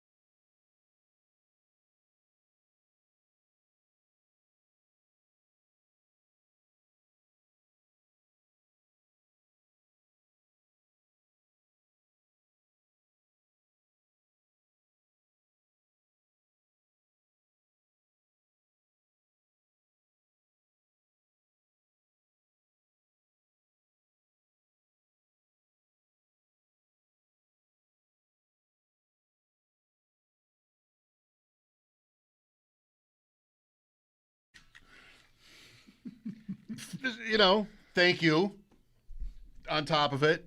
That vibe is just only down here, though. Does not work for the no. You need no pounding yeah brass element and her voice. Yeah. We need what we need. I just realized while you were out of the room. Uh-oh. When the Blues won in 19, it was that they were last and they went crazy in the second half and then ultimately won the cup. I don't know how it started or why it started, but they had a thing with the song Gloria by Laura Branigan. That became their rally song, which I don't know. I doubt someone compared their team to Laura Branigan or Gloria. I whatever. How does one compare something to Laura Branigan? I don't think you really can. That's what I'm saying. I don't know the genesis of the situation and the attachment. I just know it became their thing, which was hilarious and awesome all at the same time. We're there. We got what do we got? 14 games, 13 games left. Let's go. We got an opportunity to capitalize on something and make it into a thing, and I think it's perfect. River hockey. Here's George with us. Hi, George. Hey, afternoon, guys. I stumbled upon and I'm sorry for the redundancy if you guys already talked about it, but something about the Sabres over 40 games had tied a record for the 96 Red Wings, who we obviously remember was just a absolute juggernaut. And I'm not saying they're on the same trajectory, of course, but it really kind of it opened my eyes to see that, because I just remember those teams back then. I was just like, holy moly, what a unbelievable team, And I know they're not in the same vein, of course, as that team, but that was just a nice, refreshing thing to see, and was a nice, pleasant thing to. And I also wanted to make mention that poor Mr. Adams. It's like, to liken it to like maybe when you were back in high school, and if you were a male or female, and whoever you dated, and you've seen them a couple years later, and they turned out to be, really good looking in one way or the other. It must be really tough on him. And I think we should take a moment to kind of realize that I think he might have been right about most everything, as far as his tenure here. So, but I appreciate your time, guys. Thank you. Thank you. I think about that a lot. I have a friend who's close to Adams, and I don't know, I haven't reached out to him about this because I don't know what Adams is feeling or thinking. He could be proud of it. He could be bitter. Yeah, I don't know. But his part in the story can't be ignored. I mean, he was the GM of a team that is mostly exactly what they are right now. And what he did do also, we'll talk to maybe Brian about this coming up, is invest in players that was sort of like the selling point was wanted to be here, and we scoffed at that. And Zucker and other guys are like, it's paying off. So I wonder what he thinks for sure. Mike Schopp and the Bulldog, Brian Koziol next on WGR.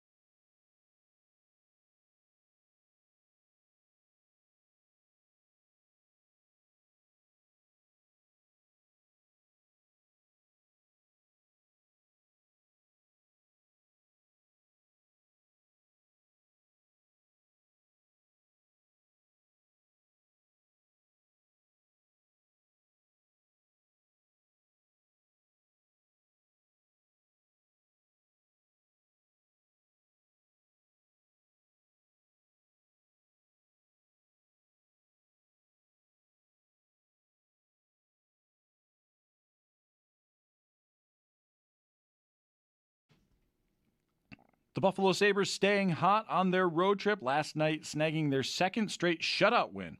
Up next for the Sabres on the trip, it'll be the Los Angeles Kings tomorrow at 4 p.m. You'll be able to hear that right here on WGR. One note from a optional practice today, Ukko-Pekka Luukkonen had his own net, an indication that he will get the start against the Kings. Around the NHL, 5 games tonight, but only one of them with ramifications on the Eastern Conference playoff race. The Carolina Hurricanes taking on the Toronto Maple Leafs tonight. The Sabres are tied again with Carolina in points for first place in the East. To football, the Buffalo Bills declined to match the offer sheet for offensive tackle Ryan Vandermark, who now heads to the Minnesota Vikings.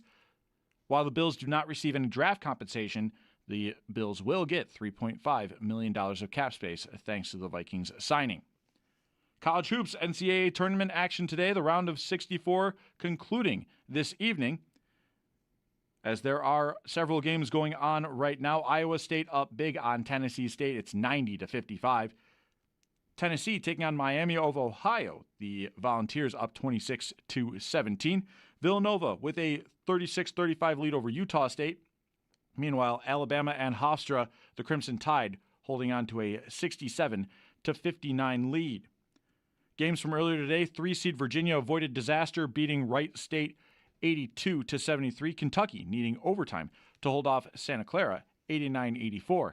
As for KeyBank Center and with Buffalo, there are going to be 2 games tomorrow for the second round. St. Louis taking on Michigan, and Michigan State squaring off with Louisville. This update's brought to you by Paddock Chevrolet, with you for the extra mile since 1935. I'm Derek Kramer. This is WGR.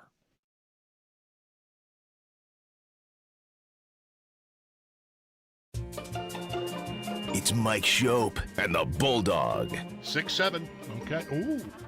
I'm so cool. It's Mike Schopp That's already over. Oh, yeah? I think so. Well, then I'm going to really pick up on it. and the Bulldog. No! God! No! God, please, no! No! No! No! Why was 5 afraid of 6? Because 6-8-7. Because 7, 8, Or 9. 7-8-9. I trapped you. It didn't even make He sense. trapped me. Hate puns, riddles, Jokes and fun. numbers, And laughing and smiling. the show, everything. It's Mike Schopp and the Bulldog on WGR Sports Radio 550. The stat is 6-8-7. I know. You were so close. I'm such a moron. You were on the spot. You were put on the spot. The stat is from the Sabres that 32-6-2 is the best mark over 40 games in the NHL for any team since 1995-96 Detroit. Last caller referenced that. I'm not sure it's the best ever, but that was the last team to do as well. That Red Wing team in 95-6 under Scotty Bowman finished with 131 points, 62-13-7. And 7 would have been ties. Simpler times. Yeah, I guess that's right. Yeah. But the names on this roster, the caller before 2 or 3 times said, I know we're not that. And I'm thinking to myself both times he said it, I don't know that. You're probably right. But I'm not sure I want to say that right now. But, I mean, you have absolute goats. Fedorov, Yzerman, Coffey, Larionov, Lidstrom, a young 25-year-old Nicholas Lidstrom, Primo, Cicerelli, Konstantinov, whose career ended very sadly. I mean, just so many. Also, Mike Ramsey. Whoa. Is on that team. 95-6 Red Wings. Is he? They don't win the cup. That's Avalanche. Right. Dom and Raw. Okay. No, that's not Dom either. That's Osgood. Yeah. Osgood, 39-6-5 that year for Detroit. They lost to Colorado. Wow, yeah. All right. Maybe that's Cicerelli and Claude Lemieux? Yeah, that year. 132 points. 131. 131, sorry. Yeah. Wow. That's also... Let's not dwell on that. Let's stop comparing the Sabres to them right here because they didn't win the cup. You wouldn't take that? That's also Yzerman's goal against St. Louis. Oh, the blue from Second the blue row. line that off the bar and in. Yeah, what a slap shot that is. Who's in goal? John Casey. I think it's John Casey. John Casey, pretty sure. Yeah. All right. Brian would know. He's just old enough. Brian Koziel with us. Talk some Sabres and some NCAA tournament. How far, Brian, are you going sort of in an optimistic way with this Sabres team? Like, are you willing to perhaps not entertain comparisons to the 96 Red Wings, but, I mean, are you willing to entertain a Stanley Cup? So, yes, and to follow up on your conversation, I'll answer your question in a minute here. The most wins in a 40-game span, you mentioned Detroit, 33 in the 95 season. Boston also did it in 1970-71. They also had 33. But the most ever was the Bruins in a season that I cannot give you much info on. 1929-30 season. Oh, like you can't. 30. Like you really can't tell us about that team. All right, we'll call Paul. We got to call Paul, then. Yeah, we'll call Paul. Call Paul. He went to those 35 games. for the Bruins. Yeah, in 1929-30. And then Boston and Detroit had 33, and then Buffalo 32. And I always want to say, because the modern format sort of it helps the current teams because of overtime and shootouts. There aren't any ties anymore. But the Sabres have had so few games that they've won. I mean, they had the shootout recently. That's like their only one in months. Almost all their wins are regulation wins. So it's comparable to those kind of stretches, and we'll see if they can't give us something to work with over 50 games. So anyway. It's really amazing in that stretch. So when they went to shootout the other night, last week, I was like, holy cow. I have my pad of notes from every game, and I'm scrolling back. I'm like, when's the last one? I'm like, all right, this is taking forever. So then I went in the game notes. They had only been in 3 shootouts all year up to that point. Right. And they were 3-0, and now they, of course, are 4-0. But, I mean, it's only being 4 shootouts in the NHL, like in a year. Like that, to me, that seems like a low number, and it obviously reinforces the regulation point that we've all been making. Like, these aren't fluky wins. They don't have an insane number of loser points, or they're not winning 11 games in shootout or something like that. Like, they're just legitimately winning these games in regulation. If it's 32-6-2, 4 of those wins are in overtime or shootout. 1 against the Leafs last weekend. The one before that was in December. It was before Christmas. So if you draw the line there, that's like most of the 10. That's 7 wins of that block of wins is before Christmas, and 3 were overtime or shootout. But since then, 1 win post regulation. That was the Leaf game on Saturday. Yeah, it was Saturday night. Yeah. So, Brian, how high is the sky? How high is the ceiling? I mean, I got to think it's as high as you want it to be. I mean, somebody has to go and represent the East in the finals, and why not Buffalo? I mean, they have everything that you would think about when it comes to playoffs. To me, okay, are they winning tight games? Yes. Are they getting out to leads? Yes. Are they holding on to these leads? Yes. Their record going into the third periods are incredible in terms of how they're holding on. Are they getting amazing goaltending? Yes. I mean, Luukkonen and Lions' numbers during this stretch have been insane. They're even doing it in games like where it's kind of things are getting stifled and they're not getting a lot of shots, or maybe they're not able to generate. They're just, we're going to win 3-1, we're going to win 2-1, and they seem almost comfortable doing it. So they're not even playing, to me, a style that like doesn't translate to sometimes what we see in the postseason. It's really, really impressive. So I don't see any reason why you couldn't sit here and argue the Sabres as equally as any other top team to say that, yes, they could win the Stanley Cup. The last 2 times against Tampa, obviously one of them extremely memorable. They figured out ways to win. Even when they played Carolina last, and it was that 2-1 loss that they had. I mean, I thought they were the better team that day. That was Bussy, who this guy was amazing in net. So I don't see any reason why we shouldn't sit here and say that they have as equal a chance as any other team that you would want to argue, if not better than almost everybody in the league right now, is just how they're playing. Yeah, last night was one of these games, Brian. I don't know how you felt about it as it was unfolding, but I didn't think they were very good at all for the front half of the game. And then suddenly in a minute and a half or so, minute 42 or whatever it was, they're up 3-0, and it's like, turn out the lights. We're done. It was kind of amazing. 'Cause I felt like it was just like I didn't think they really had it last night, right? The first period and a half or so was like a lot of giveaways and passes weren't connecting, and even passes they were attempting seemed like prayers they were throwing up the ice, and it just didn't look, I was like, well, you're not going to win them all, is what I'm thinking as the front end of that game is going on. And then, like, you go to the John for 5 minutes and come back and it's 3-0. It's kind of incredible how they are able to just flip a switch. You are describing exactly what almost all of the players and Lindy said after the game last night, is that they said they took a little longer than they wanted to kind of figure it out, but once they got the lead, it was like, you're right, it was just a switch. They scored the 3 goals in less than 2 minutes, and then all of a sudden they're like, okay, now we're fine here. And again, they handled it really, really well. And the Sharks seemed to even maybe go away a little bit at that point. And then the Sabres didn't feel pressed even, like they had to take chances, maybe the occasional turnover here or there that might come when you feel like you need to press. They didn't need to because they were up 3-0 all of a sudden. So it's something maybe, a little as of late.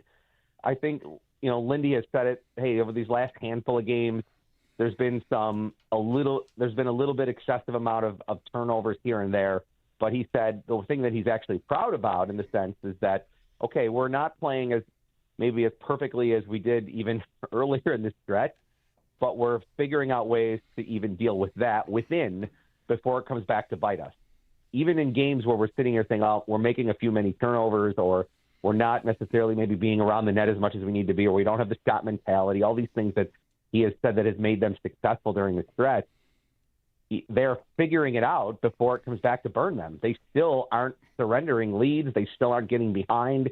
They still not really having to change their strategy. We sit here and go into every third period, and they're still up. And Paul and I, during the second intermission, we literally have had fun with it. I'm like, oh, Paul, here I go again. I'm going to ask you another question about how should the Sabres handle this lead, and we kind of laugh about it because I feel like we've been saying the same thing since December now with how they've handled third period so well going into with leads. And it's just impressive even when they're not playing what they think is the style that they want to, that they're able to adjust, handle it, get a lead, and then get it done like they have been so much here. So dare I say it or ask it for balance, if they get beat, how do they get beat? Is it that they don't have enough guys that they can count on to score in the tougher playoff game? I might say that. Is the goaltending? I wouldn't say the goaltending is a fluke, beyond the point that most league goaltending is kind of a fluke. But it could slip, just like anybody's could. Sure. Year to year, there's all kinds of variants. Power play. You get to the playoffs, and if you give up, one that even on special teams, I feel like their power play, Brian, will be a lot of a big talking point. Of course, it is for any team going into the playoffs, but they've been sort of fits and starts, right? They have these streaks. We joke about it with Paul all the time, like, oh, they scored power play goals in 6 straight games, but we hate their power play. Right, and they're not on a streak like that right now. I'm just saying, like at different times that's happened. I feel like that's an area that if they they get into a series and they're 0 for 7 or 8 through 2 or 3 games, they could be in trouble. I think you guys are probably correct. If I was going to answer you about that, I think it's more on the offensive side. If you say, how do they get beat? I feel like that's the spot that I would be more comfortable answering. I don't see both goalies falling off.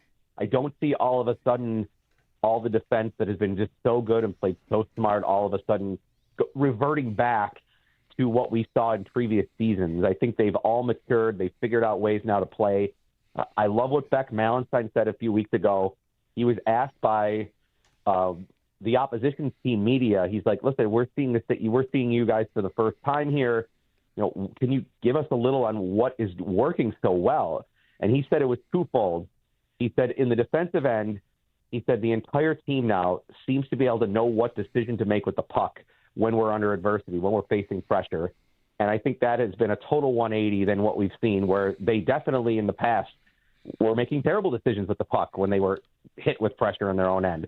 And then the other thing he said It's the commitment to be around the net. And he said this is still something that they have to keep harping on, is that on the offensive side, bodies to the net, pucks to the net. He's like, it's very cliche, but he said we didn't commit to it all the time. Even last night you saw Dahlin going to the net. Zucker found him. Like, that was an example of that play where it doesn't necessarily even always have to be the forward that's doing that. But if we were going to say, like, how do they get beat, I think you're right. I think it's power play, because it on the nights or on the attempts where it hasn't been pretty, it feels really ugly, to the point where that's what's in our head. Even though at the end of the night you might say, oh, they went 1 for 4, and you say, well, that's a successful night. But there's probably 2.5 of those other 3 power plays that were just downright awful, where they were giving up shorthanded chances. So yeah, maybe it's special teams that don't come through on the offensive side, but I don't see it on the back end. I can't see them facing an opponent that just all of a sudden gets them to unravel on their own end. I feel like they've matured so much, and now we've seen such a large sample size here. We just spent 5 minutes talking about a 40-game stretch. I don't see it all of a sudden just flipping just because it is the postseason. Dit Klepper and the 1930 Boston Bruins, they were tough. They Bulldog, you know this. They started 35-4-1. It was a 44-game season. You grew up with a name like Dit, you got to be tough. That is so right. And they lost in the playoffs. It's tough. It's tough to win. Tough racket. And it was also from that team, Cooney Wieland, who was great.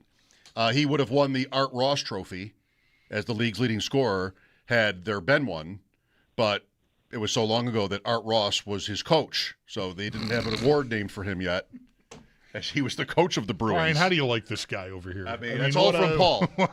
Paul just sent all that to me just now in a page. He paged me.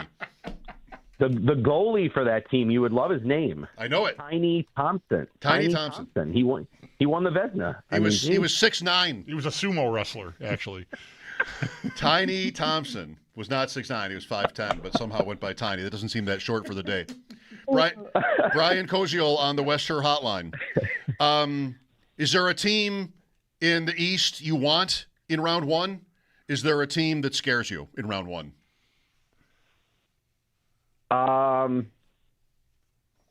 Probably Detroit. I think that's a popular answer of who I would want to play. I just think, to me, maybe the least consistent. The goal differential may also indicate that they're maybe not as good as these other teams. So I think I would be extremely easy to get up for Boston, because I think like instant hatred there right away. When I was a youngster growing up and falling in love with the Sabres, it was all these Adams Division first-round matchups with Boston. It felt like for such a long, long time with Adam Oates and Cam Neely and Ray Bourque and Andy Moog. Like, that was the group that I started watching the Sabres in the playoffs every year. So I think on paper, I would say if you're asking me these group of teams with Columbus, Boston, Detroit, the Islanders, and maybe the Senators, I think I would want to pick Detroit. In terms of it being maybe the most scary, I don't know. If Montreal fell back into the wild card position where Buffalo had to play them, I think I would probably choose them the least. I just think they have some speed. They have clutch goal scoring. Caulfield has just been absolutely money in pressure spots this year. They've played really tight games when they've met head-to-head. So I think that's the team I'd like to avoid if maybe they fall back into a wild card spot, and that's who Buffalo would get. So did you work all afternoon watching basketball? When did you leave? I know you were there. Did you leave after the afternoon session because you had to work in the evening for the Sabres game? So I left about 10 minutes left into the third game with Michigan and Howard, and that game was close at the half. It was only a 4-point game to get pregame going for the Sabres game. So yeah, about 2.5 games. I was going to just go to the afternoon session, but because the afternoon session started so much later than people anticipated, there really wasn't much time. All of a sudden, the second game's over, and there was only 30-some minutes before the third game was going to start. And I'm like, you know what? I can stay and watch some of this. And I'm glad I did, because Howard and Michigan in the first half was just back and forth threes. It was 50-46. Both teams shot over 50% from three-point land. So that was entertaining. So I'm glad that I stayed for that. And then I got back and did the Sabres game last night. So, yeah, it was a fun day of sports for sure. Overall at the arena yesterday, I mean, I would say the only negative thing that I experienced at all was that people complained about that turnaround time in between. And I know that's just all television doing everything, but you had all these horde of Michigan fans coming in for their game at 7:10, or at least that's when it was supposed to be, waiting outside, and they couldn't get in because the other games were running late. And obviously, the TV networks decided that's how they wanted to line it up, which I thought was a mistake. And I even feel bad for area businesses because I know they are now putting such a good effort to try to make it a great experience for that break in between games for those that do have tickets for both sessions. And essentially you had to exit and then get right back in line. And, I think that probably didn't make it as enjoyable as a day for those that maybe could have said, hey, this is a great day. I'm going to go watch basketball, go have dinner at a great place down there, and then go back in and do it again. And it really didn't set up for that at all. Yeah. Are you planning to do more of the same tomorrow? The game, like you can't stay for the whole second game. Are you going to go to basketball and then come handle Sabres Kings? Yeah, I'm going to do the same thing. I'm going to go down for the first game, Michigan St. Louis, and then a little bit of Michigan State Louisville before we come back for the 4:00 Sabres game with the Kings. Yeah. How well were the games attended? That you could full building? It looked like it was really good. What I saw. Yeah, it wasn't a full sellout. They did announce for the afternoon session that it was 17,000, like I think 189 or something like that. The only empty real sections of seats that I saw was literally on the ends, which essentially would be behind the goalies, all the way up at no goalies, of course, for basketball, I know that, but all the way on the ends, like the last maybe like 5 rows in like the end 3 sections on each side were kind of empty. So I think that number makes sense, maybe a 17,000 number. And the night session, it looked to me, because I wasn't there at the end when I heard the announced attendance for that, it looked, though, very similar throughout the night. So I know in the past it has been sold out all the way to the roof. And this is why I think that Buffalo gets the tournament every 3 to 4 years, because for a first and second round site, they do a really, really good job. I know the NCAA, the feedback that they give to the local people that work for Canisius and Niagara and the MAC that host it is that Buffalo does a tremendous job with fan support and also arena logistics.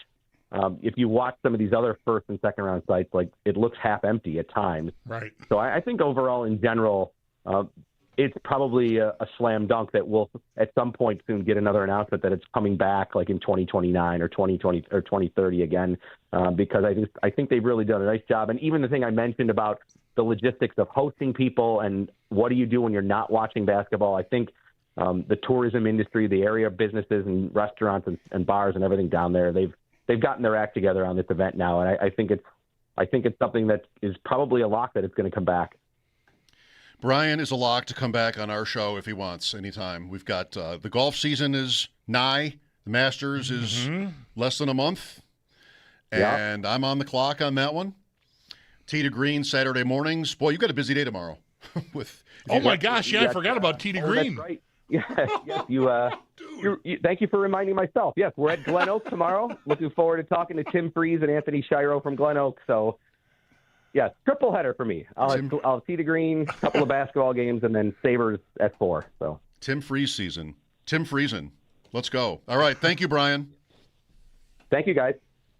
Brian Koziol, pre- and post-game host when we're not doing pregame here on WGR. By the way, the tournament and the Sabres. So I was watching some of the CBS studio show. It used to be Greg Gumbel, who died. Adam Zucker, Zucker, and that's how he says it. Okay.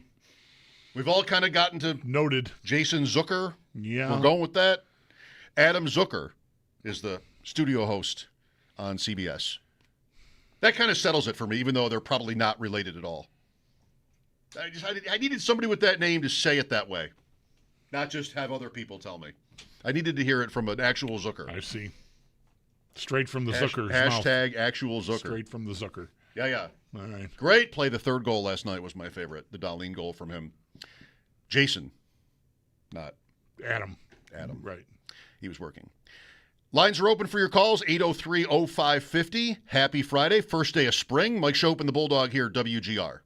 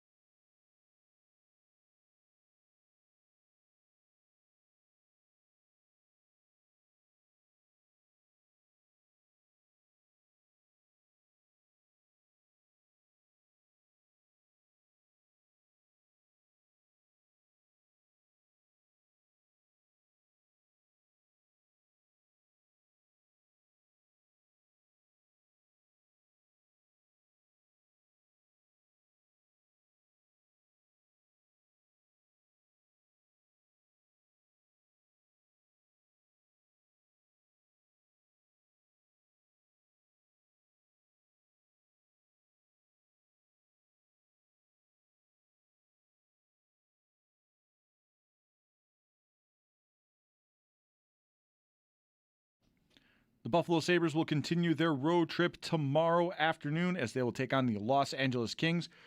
Report from practice today, Ukko-Pekka Luukkonen had his own net. That's an indicator that he will start against the Kings tomorrow. Face-off set for 4 o'clock tomorrow here on WGR.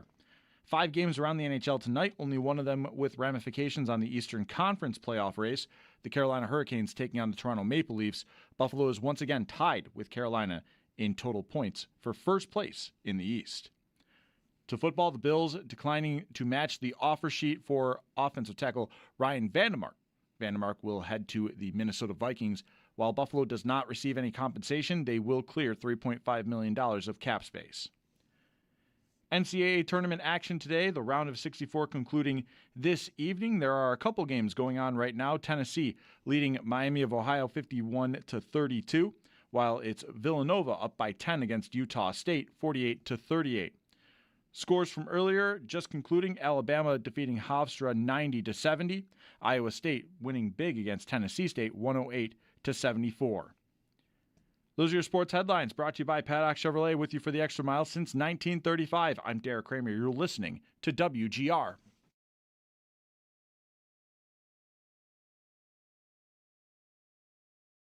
Well, I feel like the Sabres story has transcended rivalry. You know, and when the Sabres were in town last, I was in the Sabres room and just seeing the vibe among the team, the likability, the way all of Rasmus Dahlin's teammates were speaking so lovingly about him with everything he went through.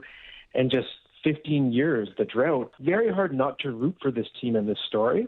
And I think that even markets that theoretically would be rivals of the Sabres are saying, hey, these guys have earned it. They're an exciting team. They're an easy team to like. And this market deserves a winner. Matt Larkin with us earlier today for the entire conversation. Just, hang on. It's coming. Or the Odyssey app for free. Both are free, actually. Also, similar to those points from Matt, Sean McIndoe at The Athletic today wrote about the Sabres and they're being likable and how they might be kind of everybody's favorite team if they don't already have a good favorite team Right. heading into the playoffs.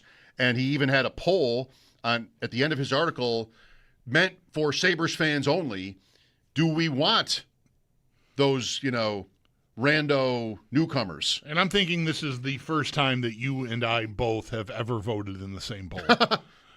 So I don't think either of us are that frequent to the online polls, but we both read this story, and I also voted, and I know you voted. You said earlier you voted. I did. Yeah. And maybe it's the first time. I would always vote on the One Bills Live poll because they would always have an option for other. Yeah. And I was always, no matter what the question was, I would always vote for other. And sometimes in a poll they'll tell you, not them necessarily, but somebody will tell you, if you vote for other, make sure you specify who or what. Yeah. What's your other? And I would never do that. No, I just never once. I just don't like these. I don't like these choices presented. So other. I might still like the choices. I'm not doing that. Yeah. You don't get to tell me what to do. I'm doing this voluntarily. I'll decide. You show them. Oh, what a hill to die on, that one. Here's Greg with us. Hi, Greg. Hey, how you guys doing, man? Really great, Greg. Thank you. All right, I'm from West Seneca. However, the last about a year and a half, I moved down to Allegheny Forest area in Pennsylvania. Anyway, it's beautiful out here, but I love my sports, man. I love my Sabres and I love my Bills. Love the Bisons too, man. Been a fan of every one of them since 1976, the year I was born. So, anyway, I just wanted to say to you guys, I think that the Sabres are like the most well-rounded team that is out there right now. Like every player, each and every player has to know every position on the ice because that's how they rotate with each other. And you might have to back this guy up or this guy might have to back. Yeah. You know what I mean? Yeah, it's a good point. Yeah. Another thing too is I don't know how many teams out there can say they have at least 2 first overall picks on their team. I'm not sure if that's a plus for us or not, but I know we have at least 2. Are there any more than 2? It would be Dahlin and Owen Park. Yeah, those are the only 2. Yeah. Yeah. Okay. And I don't know off the top. I mean, I can't tell you off the top of my head, how many of those type of guys other teams have. There might be another team or two that has two. Yeah.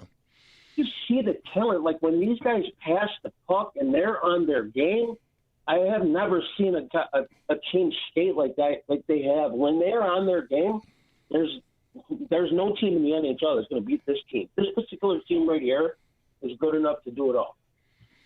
That's the way I feel. I mean, I think that more and more people are coming around to that, Greg. Thanks for the call. Glad you're still tuning into us, even though you live down in the Allegheny Forest. It is beautiful. Yeah, I mean, they're Colorado, when Colorado's going, they can really put on a show. Like, it can get pretty globetrottery if they got you in the washing machine in your own end. But there are moments where the Sabres resemble that. I have to say. So I think they have as realistic a shot at it as they've ever had with the quality of team and how they have learned how to play in all kinds of different situations here. I think that's fair to say. I mean, going into it, maybe 07 because off of 06, they were so close. We knew they were capable of it.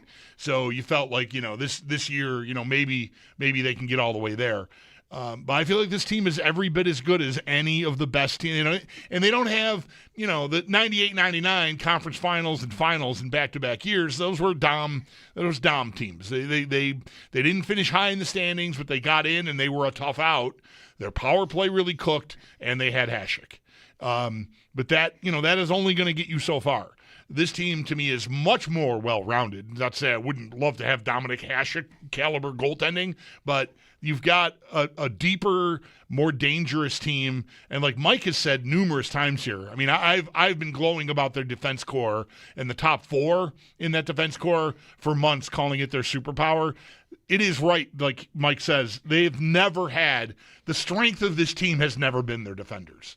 They're the personnel on defense. They've had good players back there, even great players back there, but they never had four guys that are almost interchangeable in the way that they can play and move around the ice. And I really love the caller's point about the pressure that can put on forwards, because you very often have guys skating backwards defending. These guys, the defensemen themselves, are good enough and heady enough that they often are below the goal line, and by the time the team is crossing your blue line, they're back in position.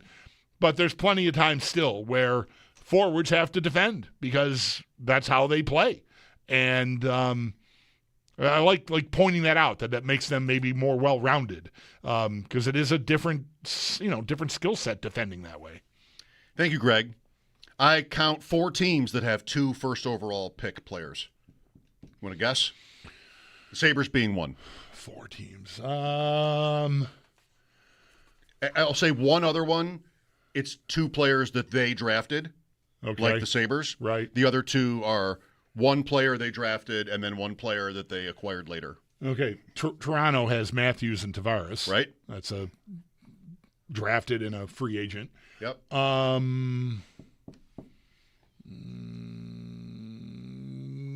And does Pittsburgh have anyone else that was drafted top overall? No, not that I can find.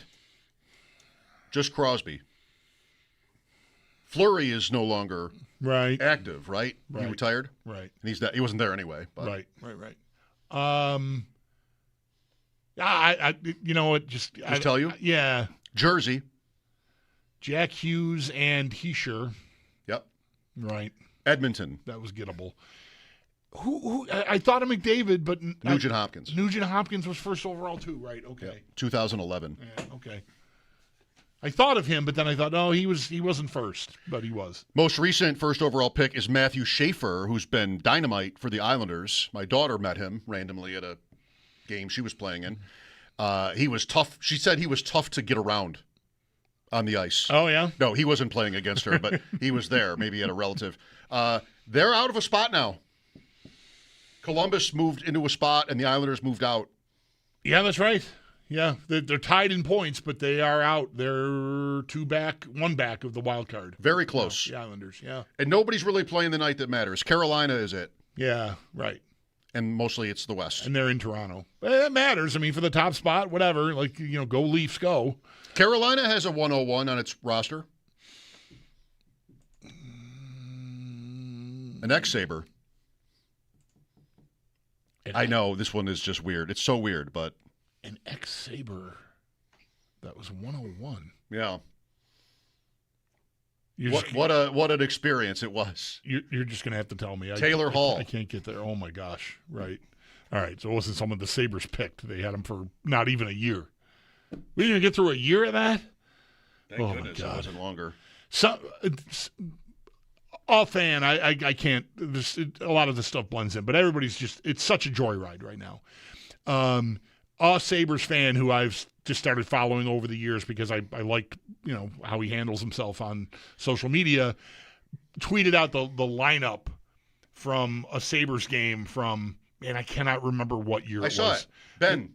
It was Ben Mathewson. Thank you. Yeah. I saw Sabres Penguins from 21 maybe, and it's just, I literally don't remember a couple of the guys. Yeah.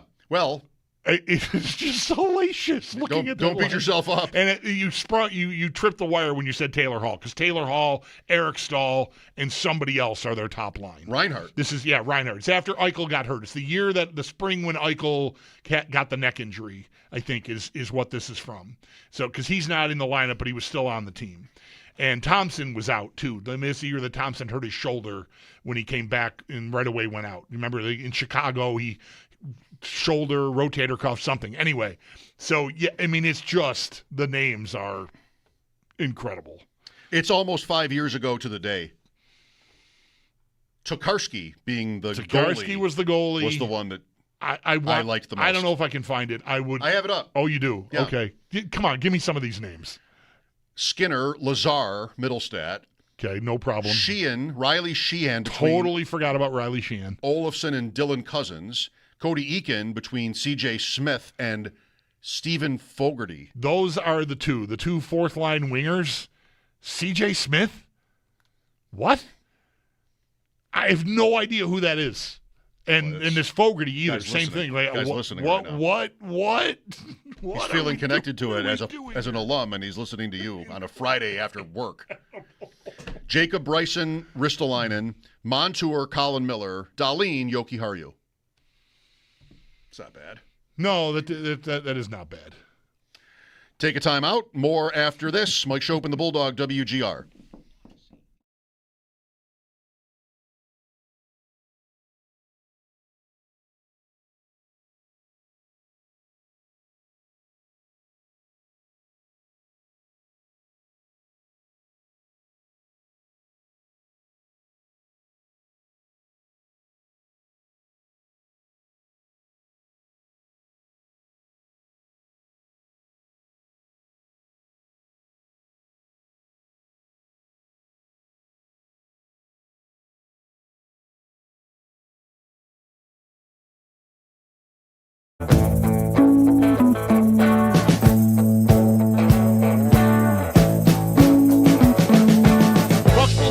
We've been living in sin so long, all the feels are gone.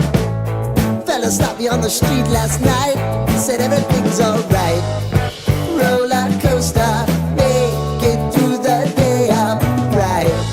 It seems your meal ticket is gone, but life goes on. I could never imagine something better. Yeah, right. Now you're cooking on high heat in the middle of the street. Roller coaster, take me to a better time. Let's go. All sing your high line with the roller coaster of life. Yeah. It's time to all choose your timeline on the roller coaster of life.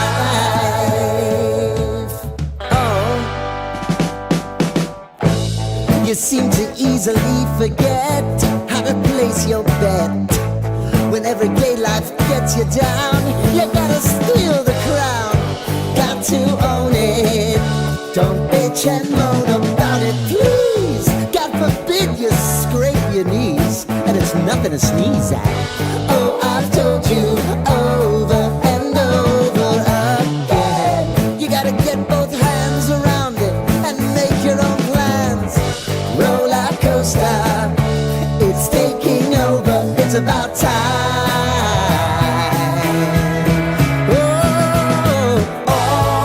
Sing your high line on the roller coaster of life. You've got to all choose your timeline with the roller coaster of life. Roller coaster.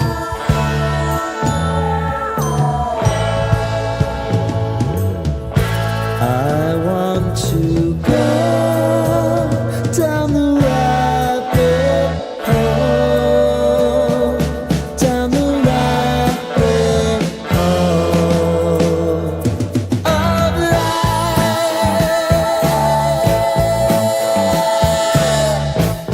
And now it's about to leave. Oh, roller coaster.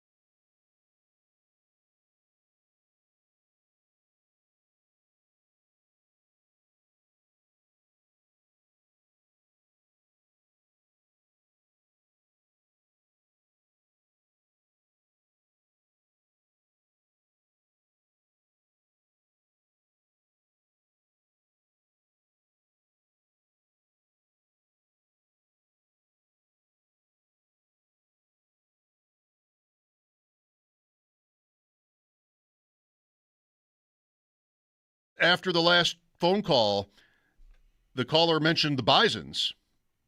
I'll tell you how big of a sports fan I am. The Bisons, too, the guy said. Yep. And they sent out an email today, a press release. They guarantee for their opener next Friday 50-degree temperatures. Okay. I don't know how you can know. I don't know how you can be that confident. The Bisons seem extraordinarily confident that it will be 50 degrees out, so much so that if it isn't, everybody in attendance gets a free ticket to another game. All right. Well, this is a great idea. It is.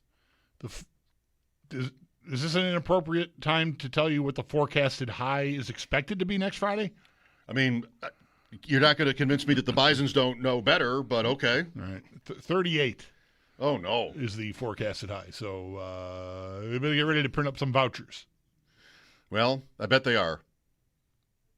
Last year they did this. That's really too bad. Thursday, high of 57. Move it up. Any way to move it up? Last year they did this, and it was 62. Ooh. March 28th.